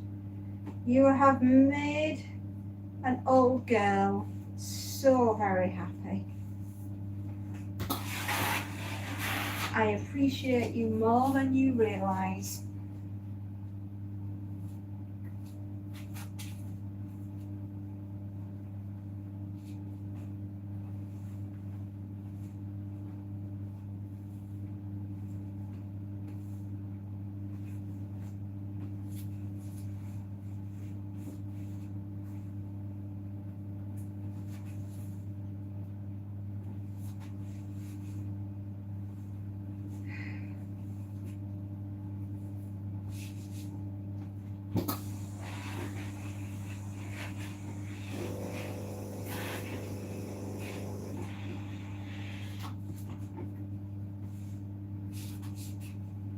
Hey, I bet the Sanderson sisters would have eaten Matthew Hopkins alive. Quite literally. See, you know. See what I did there?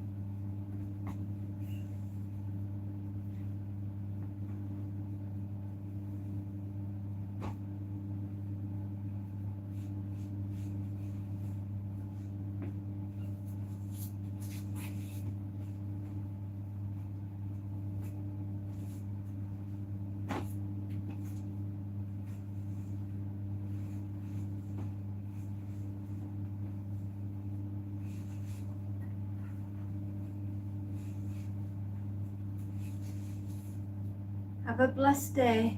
You too, brave wolves. Back to work. Check in later on. Just let me know you're okay, because you're out there all on your own and you haven't got anyone else to say hello to. I just want to know that you're all right.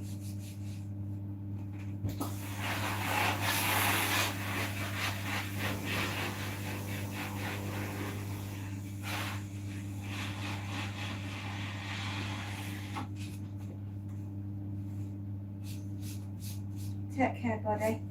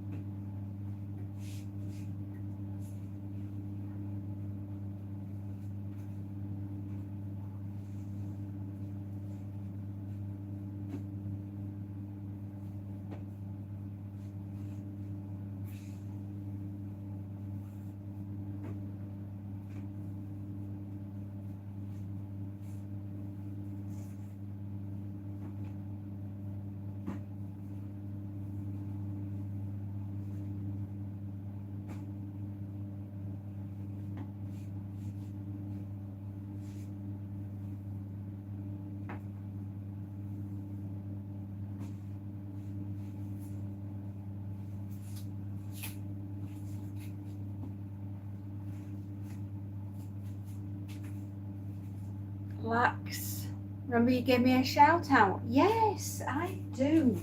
How are you, Lax? Are you doing well? Is everything super honky-dory in your world?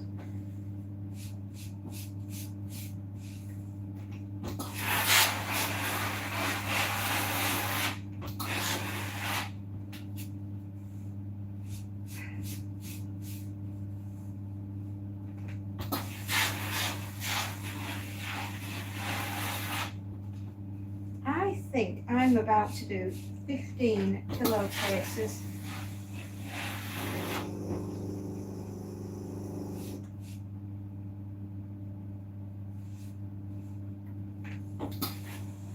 Or maybe 16.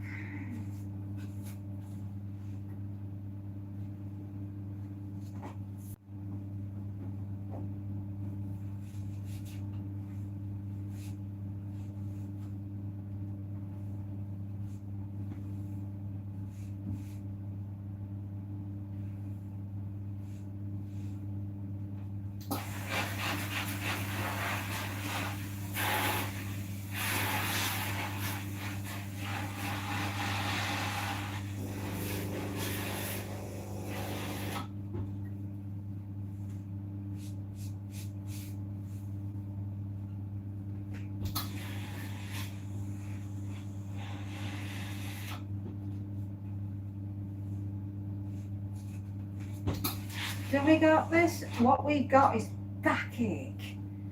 And then, dare I say, butt ache.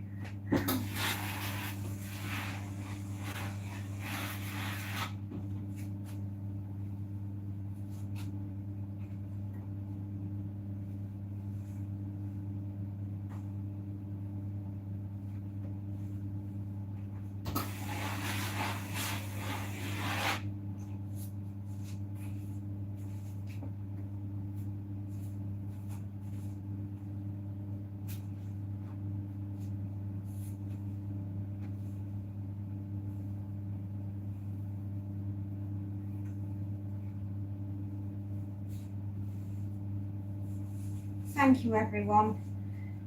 15 minutes. Let's do this.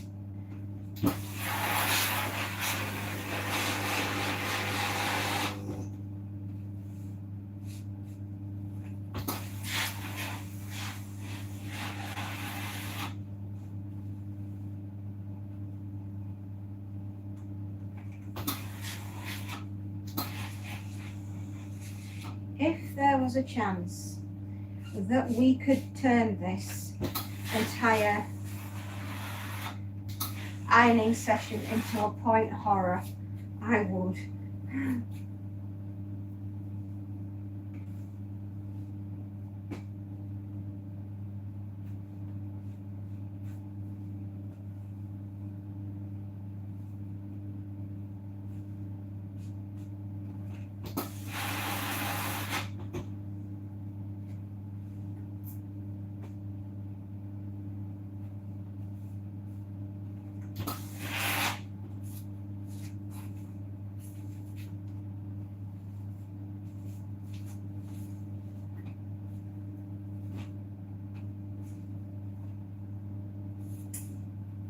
Right, my darlings.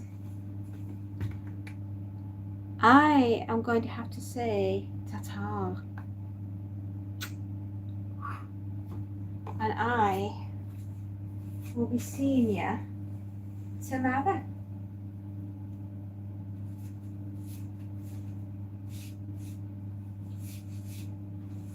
I will indeed.